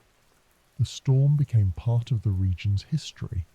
meteorologists continued studying it, trying to understand how such a powerful system had formed so quickly. Engineers examined ship designs and safety procedures to reduce the risks faced by sailors during future storms. Gradually, the Great Lakes returned to their usual rhythms. Shipping resumed as damaged vessels were repaired and the surviving freighters returned to service. Cargo once again moved steadily between the ports scattered across the region. Dock workers returned to their routines of loading and unloading ships along the harbours. Life around the lakes continued, but the storm had left behind something deeper than damaged ships and frozen harbours. It had reminded everyone who lived and worked near the Great Lakes that these waters were not simply quiet inland lakes. They were vast, powerful bodies of water, capable of producing storms that rival those of the open ocean. The phrase November gales gained a deeper meaning after 1913. Sailors understood that late autumn on the lakes could bring sudden and violent weather. Even experienced captains approached the season with renewed caution. And yet, despite that respect, ships continued sailing. The Great Lakes remained an essential part of the region's economy and culture. Communities depended on the trade routes that crossed those waters. Each year, as winter approached, crews once again prepared their vessels for the final voyages before the lakes froze. The memory of the White Hurricane travelled with them. Sailors boarding freighters during late autumn knew that more than a century earlier, a storm had turned those inland seas into something resembling a frozen ocean hurricane. They knew that ships had vanished beneath towering waves. They knew that entire crews had been lost. And they also knew that the lakes, quiet and calm on many days, still held the power to produce such storms again. So the story of the White Hurricane remained part of the identity of the Great Lakes, not only as a tragedy, but as a reminder of the relationship between people and the powerful natural forces that shape the world around them. And now, wherever you are listening from tonight, perhaps far from the cold waters of those northern lakes, the story of that storm becomes just another moment carried quietly through time. Somewhere along the shores of Lake Huron or Lake Superior, the water moves slowly under the evening sky. Waves slide gently onto the beaches. Ships pass across the horizon just as they have for generations. The lakes look calm, almost peaceful. Yet hidden within that calm is the memory of a storm that once froze the air, buried cities in snow, and turned the inland seas into a white hurricane.